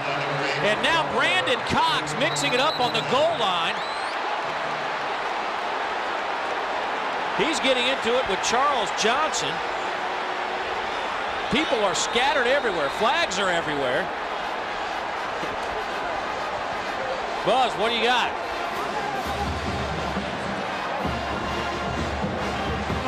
Dave, here's what happened on the first one as the rain really starts coming down now. You had 80 for Auburn, one of the wide receivers, John on the far side, with I believe it was Danny Verdun Wheeler. And so the officials trailing the play threw the flag on that. And then we saw Cox going back and forth with some of the Georgia defenders earlier because, you know, he was really getting frustrated. And that ball was just We have a block in the back on the return, number 91, who spotted the foul. After the play, we have unsportsmanlike conduct, number 12, offense, number 99, Georgia. Those offset. We will administer the block in the back, Georgia's ball. Well, see, you just don't see anything on the ball. That ball is thrown terrible, Dave. There's nothing on it. It's not delivered. It's thrown into coverage. A bad decision. That might have been the block in the back there, but the other one was way downfield. Now, you're taught as a defensive lineman, you go after a quarterback. He's the one who knows. He's the first one who knows there's an interception. And Cox just gets up and pushes back. He didn't like to be pushed down. And you know what? I understand that. He's frustrated. But I'll tell you that defensive coaches teach you to go after the quarterback. Dave Baker. All right, hope you're dry up there, boys. The weather, while it becomes an inconvenience for those of us who actually have to work out in it, is really going to become problematic for the Auburn Tigers now. The forecast today was for intermittent showers. It's not quite frog strangler stuff yet, but it's getting pretty close, and it's going to make it even more difficult to put the ball in the air, especially with the problems Auburn's had throwing. Thank you, Buzz. Danny Ware now in at tailback. Takes it to the 46-yard line. And Dave, every team practices wet balls. We see that all the time. They have they throw wetting the ball down on handoffs and things like that. So this is nothing new. Today's First and 10 line brought to you by Titan Technology Partners, making IT right. Well, that's 4 interceptions for Brandon Cox today. I mean, he came in with just 5 on the year, 11 touchdowns, 5 interceptions, although he had a couple last week. Well, he's a tough kid, and I'm wondering whether he's playing outside of his limits with that ankle. I just wonder. I keep on looking at it, but I don't see this. I keep on harping on it. I don't see the mechanics by him.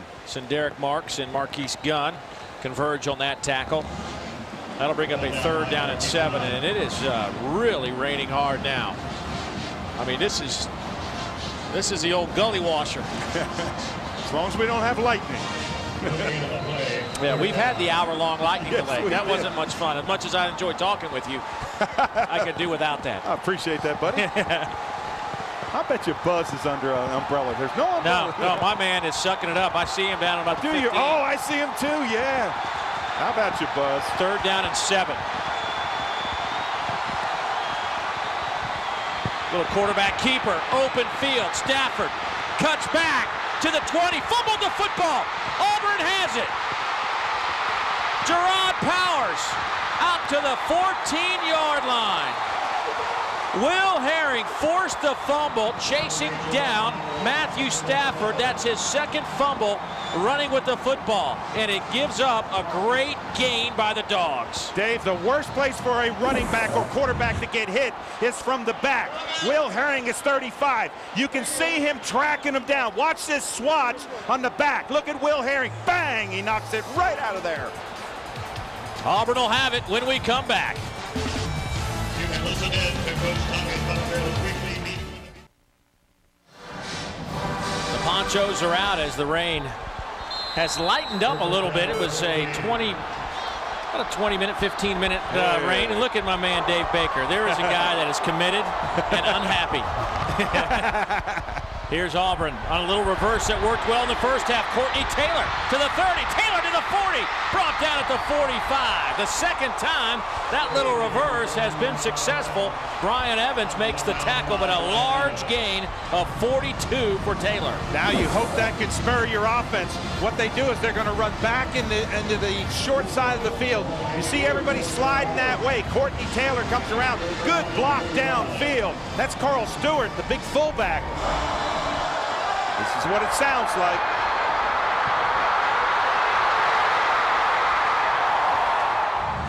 Good speed. Now, will that ignite him a little bit? 1st and 10. Here's Brad Lester. His only carry in the first half went for 21 yards and a touchdown. This time he picks up about 7, maybe 8. Paul Oliver with the tackle. Boy, and he ran out of the arms of Quentin Moses, 94 on that play, who had him stopped for about no gain, and he ends up gaining about 7 or 8. That's some big arms to run out of.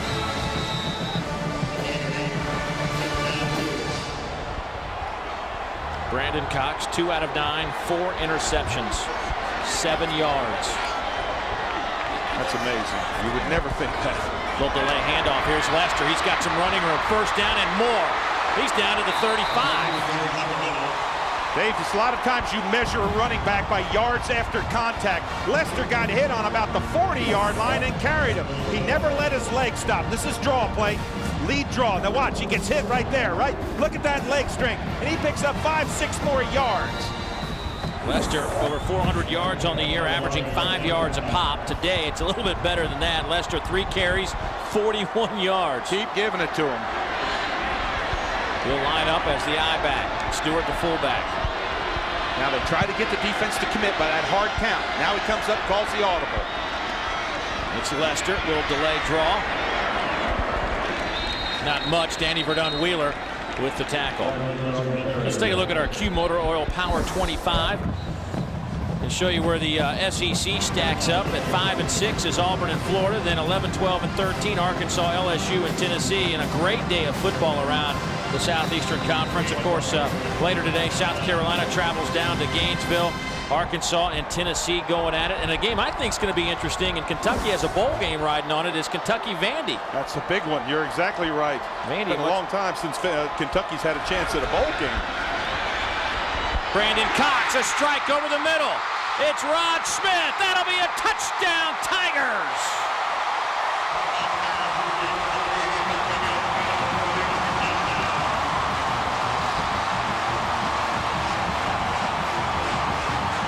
This is an excellent throw by Brandon Cox. Top of your screen, come in on that little diagonal, coming across the flag. He gets separation, makes a nice move right in there. Get to the end zone. They strike fast. And for Brandon Cox, you fight your way through it if you're a quarterback. You see him signaling there, you want to go for 2. That was the first fastball we have seen him throw today. Absolutely. That was a rope coming across there. And right on the money to Rod Smith. That's Rod's 4th touchdown of the year. And for Brandon Cox, that's his 12th touchdown pass. And Auburn looks like they're going to go for 2 here. Down 30-13. That was a quick drive. Run, pass. Yeah, they can strike quick. We talked about that earlier. And didn't Brad Lester kind of give him really an emotional lift? 3 receivers to the top. Here comes pressure. They'll go to the outside. That's Trey Smith. Did he catch it? Or excuse me, Lee Guest with the 2-point conversion. And now it's 30-15 and the crowd making some noise. All you have to do is break the plane. He didn't have to be in the end zone, but Lee Guest did a perfect catch on this. Great catch. Watch him stretch. There's the touchdown.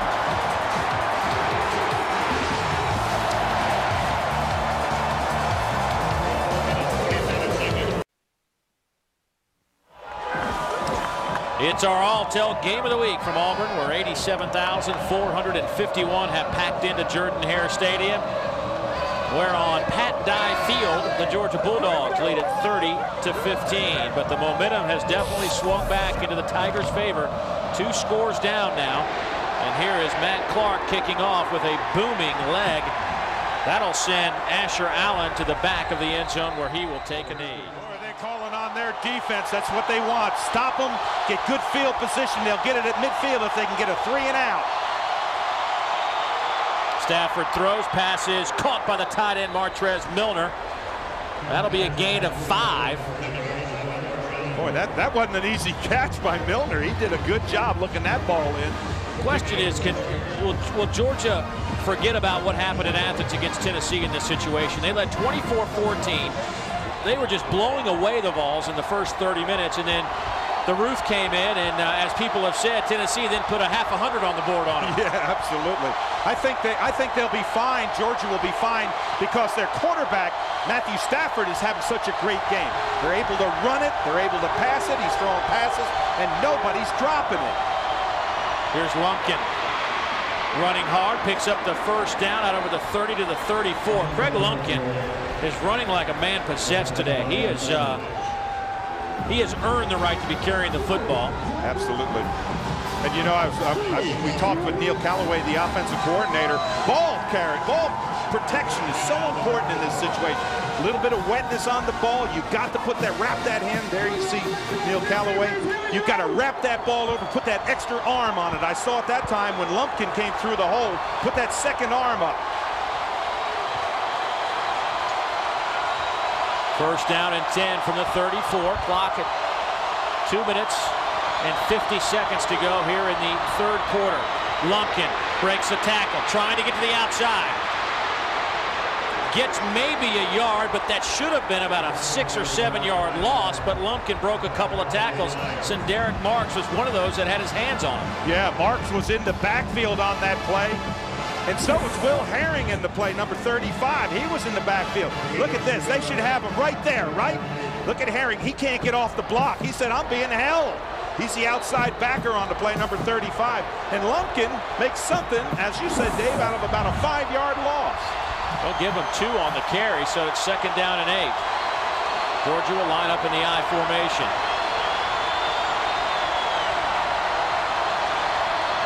Little play action, Stafford. Little soft touch to his tight end, Milner makes the catch and falls backward to the 37-yard line. Aaron Savage on the coverage. A big pass by Matthew Stafford, and what touch from the true freshman. Absolutely. Play action pass. First thing you try to do is hold those linebackers. Play action right there. You're thinking play. Now, see the backers, and they're in a zone coverage, and look at Milner go up high. We're talking about somebody who has dropped a lot of balls. Milner, great look in. That's what you want to go highest, the point of the ball. I can't remember a pass being dropped today by this Georgia receiving corps. That was Joe Tarashinsky III's father. That'd make him the second. Craig Lumpkin brought down by Marquise Gunn. Well, during the first half, we asked this All-Tell Trivia Challenge question. How many SEC series have been played 100 or more times? I told you it was a little bit of a trick question. Well, there are 4 that we'll go with that are definitive answers to this. Of course, Auburn and Georgia, 110. Tennessee, Kentucky over 100. Ole Miss and Mississippi State in the Egg Bowl, and LSU, Mississippi State. But also, you can throw in there the Tennessee Vandy series. Vanderbilt says it's 100. Tennessee says it's 99. You would know. You were there. Yeah, for I most was there of those. for the first one. Yeah. Yeah. Me and Amos Alonso Stagg. I remember seeing him across the field. Thanks, Fred. Yeah. Boy, Craig Lumpkin being a workhorse on this drive for Georgia. Lumpkin on the day, 14 carries, 50 yards. And let me tell you what this Auburn defense will do. They are wonderful. They are marvelous at that second person coming in, pulling the ball out. Georgia will take their first timeout with 29 seconds to go here in the third quarter. The Dogs are on the move. We'll be back after a word from your local stations. Dave Baker on the field here late in the third as the fifth-ranked Tigers trail Georgia 30-15. Dave Neal and Dave Rowe, the reason it's been so tough, Will Muschamp likes to bring the pressure, but Matthew Stafford has been good at throwing over the top of the man-to-man coverage, and he hasn't tried to force it against the two-deep zone here on this third down play. Yes, Buzz, it is 3rd and 8. Pressure comes, Stafford sees it. He will pick up the first down and then slide at the 25 after he has coughed it up twice on scrambles today. Absolutely, Dave. Good decision. Slide and get down. But the thing, what he read was it was a 30 defense, 3 down linemen. They brought the linebackers, and you see the blocks up front. The pressure first by Trey Blackman, the linebacker coming outside, and all he did was look for that split, get inside, protect that ball, and get on the ground. It has been a struggle this year for that man, Mark Richt. He's got a chance to certainly improve the spirits of the Georgia nation if he can hold on for 15 more minutes. As the Georgia Bulldogs lead Auburn 30-15 here inside Jordan-Hare Stadium. And the fourth quarter is on the way. Stay with us right here on Lincoln Financial Sports.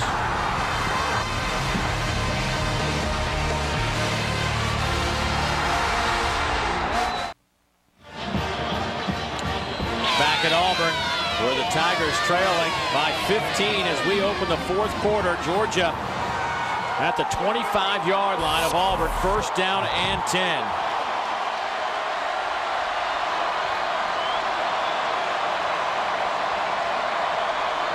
Matthew Stafford has been calm, cool, and collected and effective today.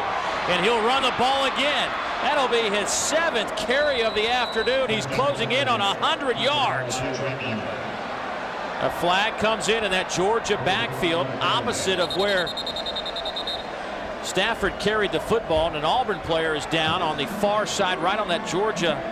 That's Karibi Dede, the senior out of Virginia. Well, the holding call was indicated back towards Georgia. Holding, 75 on the offense. Penalty 10 yards from the previous spot. Repeat, first down. Well, that's a second holding call against Fernando Velasco this afternoon. Take a look at our third quarter stats presented by Gatorade, and look at the passing yards. Yeah, look at the total yards too, Dave. Wow. And time of possession in favor of Georgia. The last 2 SEC games for Auburn, they had the football for 36 minutes against Florida, 37 minutes against Ole Miss. And today they are losing that battle big time. Of course, those 4 interceptions will do that to you. Yeah. Well, think of this. That holding call may change the whole complexion of this football game because they were in field goal range. Now they're almost out of field goal range. That'll nullify the carry by Stafford. Here's Massaquoi, spins right into some blue jerseys, picks up about 5 on the play to the 30-yard line. Will Herring, the first one on the spot. Well, it has been a great football game by Matthew Stafford. He found Milner. Great touch. Look at this ball. Laid right in there. I mean, just talk about right in the hands of A.J. Bryant. He's had touch. He's been able to rope it. You talked about that post pattern. He's run it with effectiveness. Came down here, and he's made great decisions. This one to Milner. This was, no, excuse me, that's the one that was to Michael Moore. Look at that. Only negative, 2 fumbles, and the one he got hit from the back, Dave. Second down and 15. Lumpkin, big hole up the middle. Lumpkin to the 15, down to the 10. That'll be a first down. 15 yards on the carry. Aaron Savage finally brings him down. You want to see what a big hole is? Look right there. Look at that hole. There is nothing in there. I mean, we're not even talking. There's no linebackers. They overran the play on it. They were thinking outside. And we talked about Lumpkin's style, that when he sees that cutback, he's going to take it. He didn't. I could have seen that one running the ball. Lumpkin now 15 carries, 70 yards. The chains are down, so it's first and goal from the 10. And they're back in at least field goal range now. Handoff to Lumpkin, gets a couple. Marquise Gunn with the tackle. Georgia has just been so effective today when their backs have been against the wall offensively. They were looking at a second down and 20 yards, and they pick up a first down.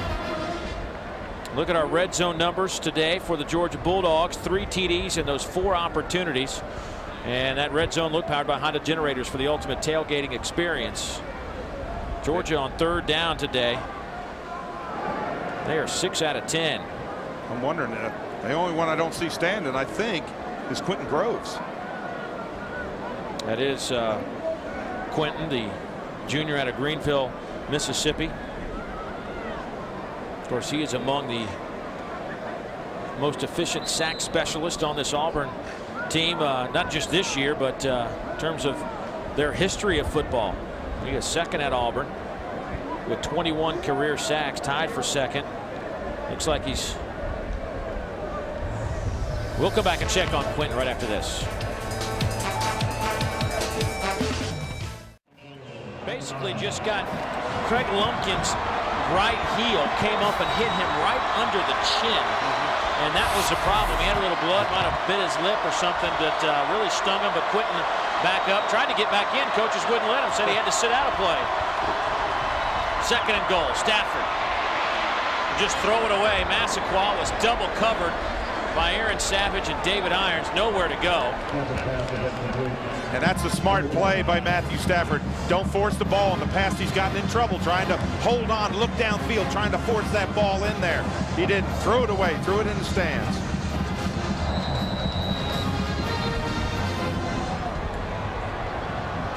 Now, what Auburn did before is they brought outside pressure on this, and you remember they ran Lumpkin, that quick handoff right up the middle.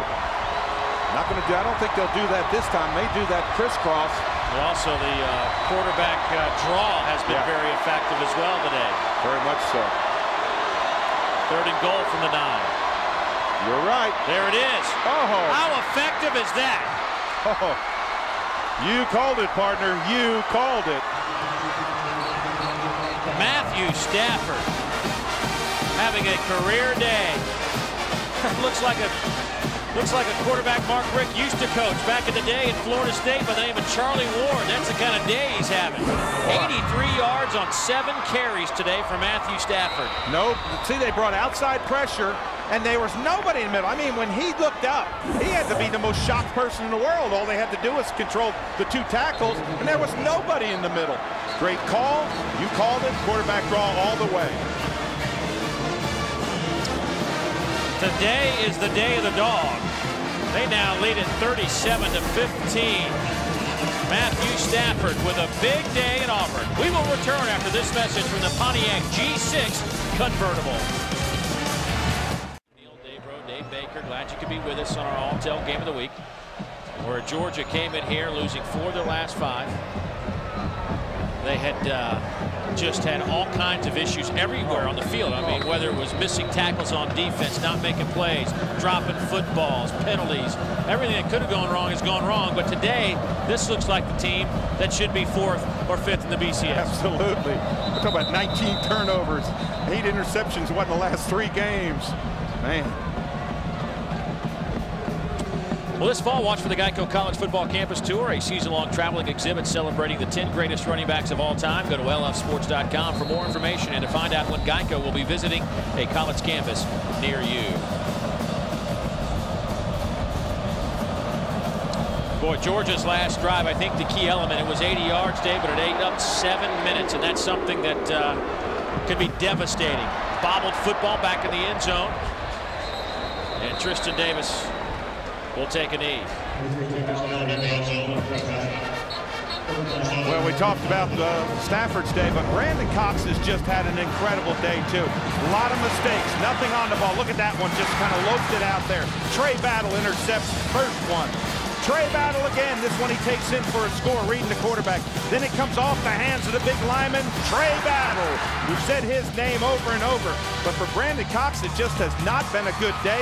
Oliver got that one. He just has not thrown well. Then all of a sudden we got a spurt from him, and he threw that quick one, made that two-point conversion, and we thought maybe they're getting back in it, but their defense just could not get off the field. 3 and out.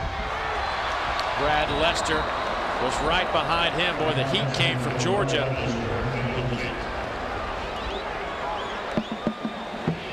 That'll fall incomplete. Brandon Cox today. I mean, I'm just shocked. That is not. Give Georgia's defense some credit. Absolutely. But that is just almost unexplainable. Brandon Cox is a much better quarterback than that. Well, especially when you have a running game that so complements, it takes so much pressure off a quarterback. He can hand it off to Kenny Irons and Brad Lester anytime he wants to get 4 or 5 yards. That time he handed it off to Lester. He's eaten up by Keelan Johnson. You know, I haven't seen much of Kenny Irons. We talked about that limping in practice. He had that bad ankle. Maybe with Lester running the way he has and the score here, they're just going to give Kenny Irons a little bit of time off. Kenny Irons, 10 carries, 49 yards today. Brad Lester, 5 for 40. And look at the total yard comparison. There's Kenny Irons watching from the sidelines. That toe and ankle just... The coach, as Tommy Tuberville said to us, it won't get better until June. Trying to set up the screen, and the pass is, I don't know if it's caught or not. He'd been better off letting it hit the ground. I think they'll spot it right there. So he made the catch, and his knee hit right there. Brad Lester on that reception. Boy, there was nothing on this. Watch this ball. You got to get this thing out, flick it out in a hurry. Look at that. See, he's falling back. I don't like him falling back like that. He's not leading his runner. Just, there's nothing on it, Dave. Well, I will say this, though. Most screen quarterbacks are falling back. All right, I understand that, but it's still, I mean, he just lobs it out there. But you're right. That was not a good throw at all. And Cody Bliss is not having a great day today, punting the football as he normally does. And that will be down at the 37-yard line. Mark Richt running out there as it is a rivalry that goes back a long, long time.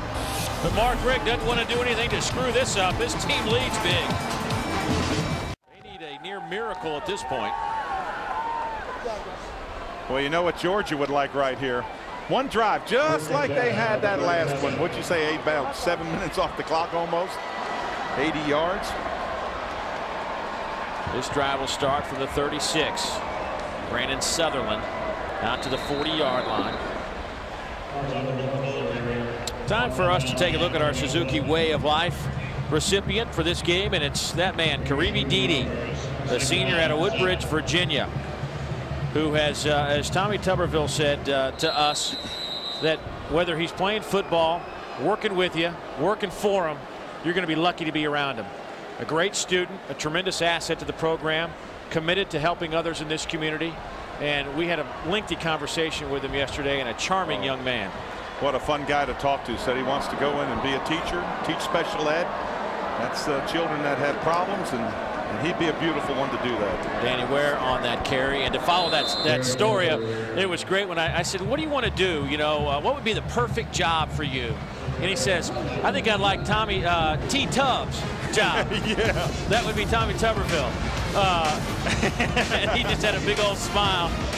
He knows these coaches make big money in these big-time programs. And not a happy day, no smile today from Tommy Tuberville. This will do dramatic damage to their aspirations. And Dave, I think Danny Ware just limped off the field over going on the sideline. So that running game with Georgia, they just keep on having problems. No, that's with injuries.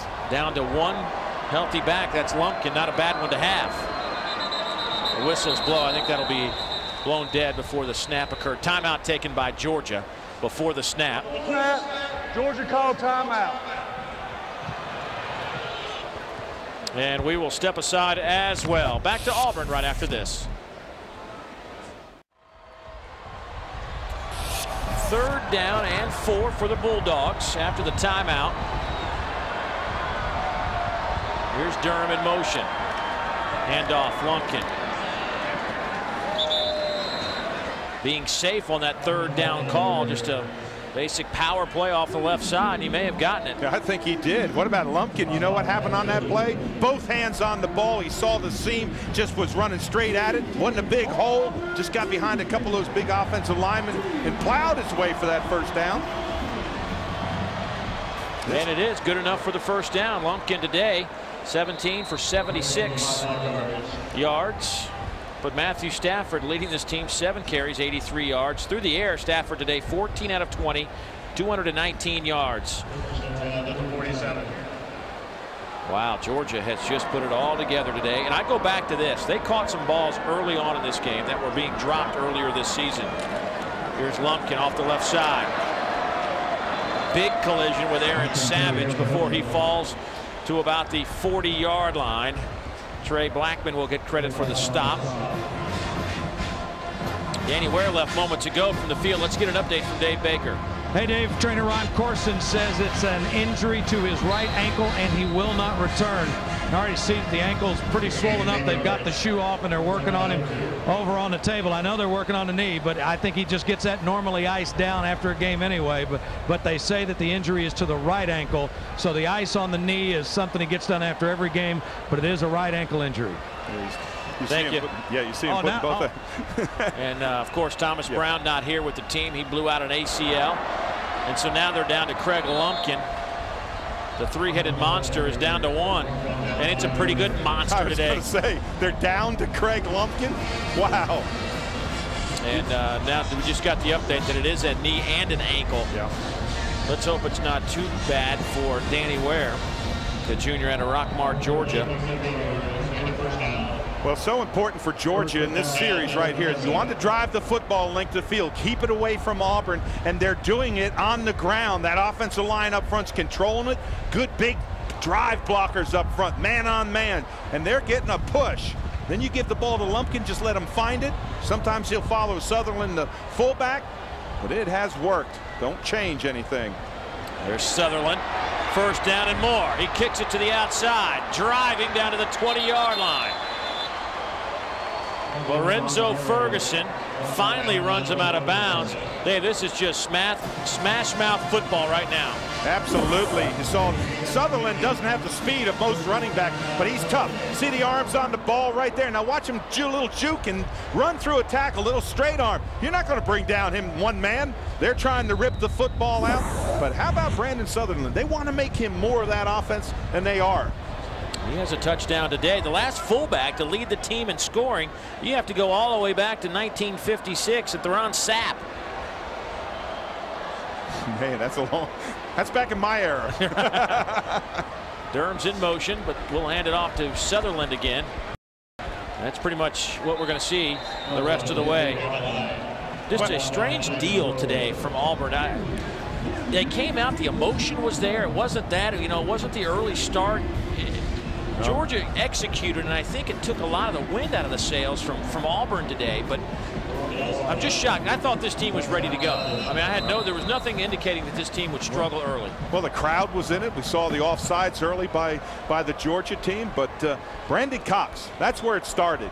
They got an early sack on him. Remember, they hadn't given up a sack in 3.5 games. Well, he got sacked today, and I'm not sure that ankle didn't get rolled up. But they have put pressure on him all day. 4 sacks, 4 interceptions. Here's Lumpkin. Spinning and turning down to the 13, make it the 12-yard line. Will Herring with his 7th stop of the day. 55 on the year.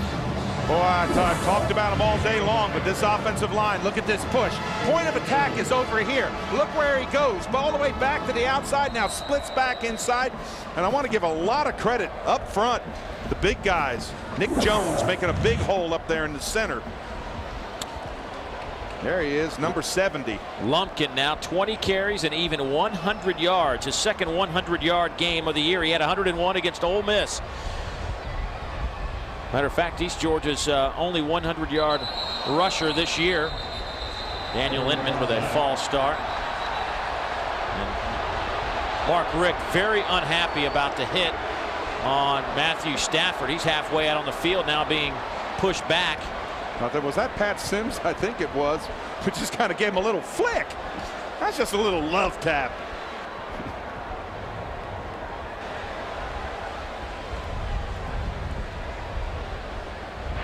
Dead ball, false start, number 72 on the offense. Penalty's 5 yards, still third down.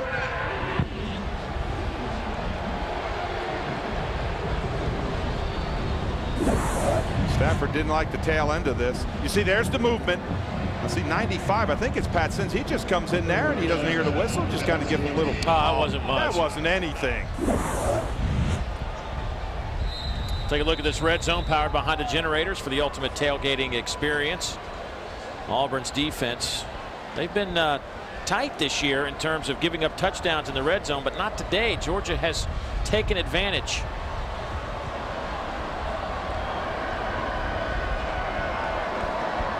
Here's Lumpkin again. Lumpkin driving his way down to the 11. That'll be a couple of yards shy of the first down.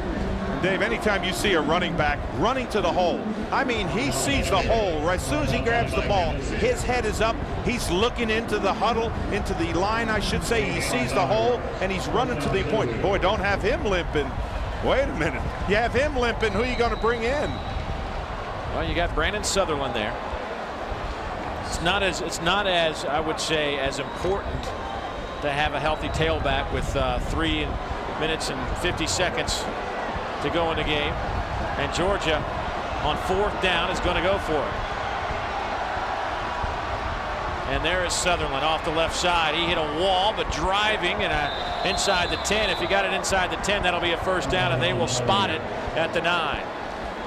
Well, and you saw a good example of that leg strength again, Dave. You talked about it early, what he could squat. He got into that hole, and watch those legs. You see him arch that back. Watch his strength in his legs. Boom, he stopped early, right? Look at that leg drive. I told you, he squats 650 pounds, benches 425 pounds. One of the strongest players, if not the strongest pound for pound on this Georgia team. Well, he just squatted about 650 pounds because he squatted Thompson and Marks. And they weigh about 325 apiece.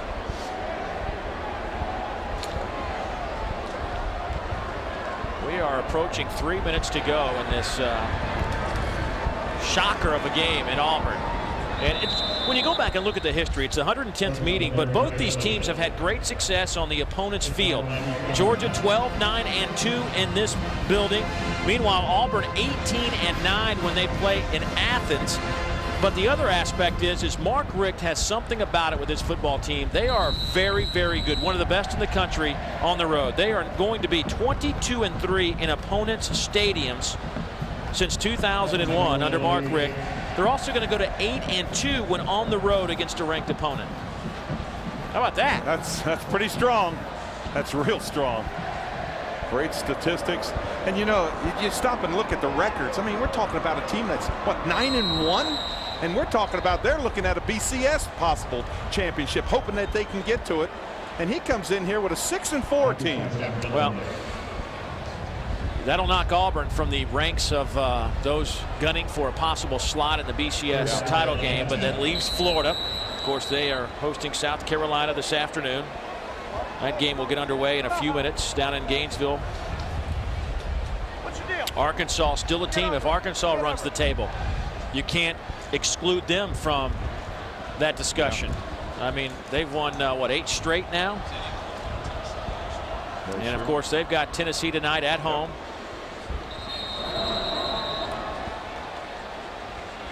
Well, I guess Mark Richt was right about his quarterback. He said, when you live with a freshman quarterback, you're going to have great days and you're going to have days that are not so great. And for him, Matthew Stafford had a great day. For Tommy Tuberville, his quarterback had a horrible day. Brandon Cox just had everything that could go wrong, I don't know. I mean, I don't know what an explanation would be. I'm anxious to see what his health is like, because Brandon Cox is so much better than his numbers. 4 out of 12, 4 interceptions, 35 yards. It's unexplainable. Yeah. It really is unexplainable. The young man came in today completing 63.5% of his passes. He was 17-4 as a starter, 11 touchdowns, 5 interceptions, and then this is the outcome: 4 out of 12 for Brandon Cox. Yeah, he only had 5 interceptions all year. He had 4 today. Matthew Stafford and Mark Richt will talk about this one for a long time. It has been a great effort. Stafford got off to a great start, hadn't thrown the ball much here in the second half. As a matter of fact, he is 4 out of 5 in the second half after a 10-for-15 first half. But he carried the ball today 7 times for 83 yards, and I just remember Neil Callaway and Mark Richt telling us, hey, this guy can run the football. He's a pretty good athlete. Blake Field comes in to take over in the waning moments here for Brandon Cox at quarterback. And I think that you hit the nail on the head with those. Milner started off with that tough catch he made. Bryant made another tough catch. And for Mark Richt, there were no drops today. That was huge. Well, the Georgia Nation was a little rattled, to say the least. This might bring him back into the fold.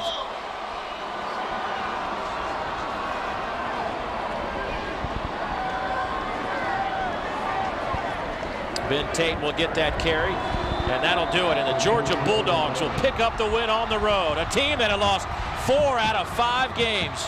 They had turned the football over time after time. Today, it was the Bulldogs who came up with the turnovers that led to some scores, and Matthew Stafford had his best game as a Georgia Bulldog. And Georgia wins it 37-15. We will be back right after this. The Georgia Bulldogs go on the road, but feel at home here, 37-15 over Auburn. Let's go down to Dave Baker. Mark, I know you're a man of faith, but that faith had to be tested a little bit over the last month, but this was just an incredible performance by your football team. Well, the reality of my faith is that, you know, I'm gonna praise the Lord win or lose. That's just the way it is. And we can't always expect things to go our way all the time in life. So the thing that I'm most proud of, and I've said it before, is the team always stayed together. They never frayed. The staff did the same, and I felt like we had the core to do something like this. Now, if the team falls apart when things go bad, it's over. Sure. But they never did that, and to their credit, they had a performance like they did today. Absolutely. Mark, congratulations. Thank you. Boy, what a win for this club. When things looked like they were going haywire, the Dogs get it back together. Our players of the game has to be Trey Battle. 3 interceptions, the first Georgia player with 3 interceptions in a game since Terry Hogue back in 1982, and Courtney Taylor. A couple of rushes, 51 yards, about most of the offense, you could say, for the Auburn Tigers. In recognition of their efforts, Lincoln Financial Group is pleased to provide $2,000 to the scholarship fund of the 12 member institutions of the SEC. Hello, future. We will come back, wrap things up from Auburn. 37-15, our final score.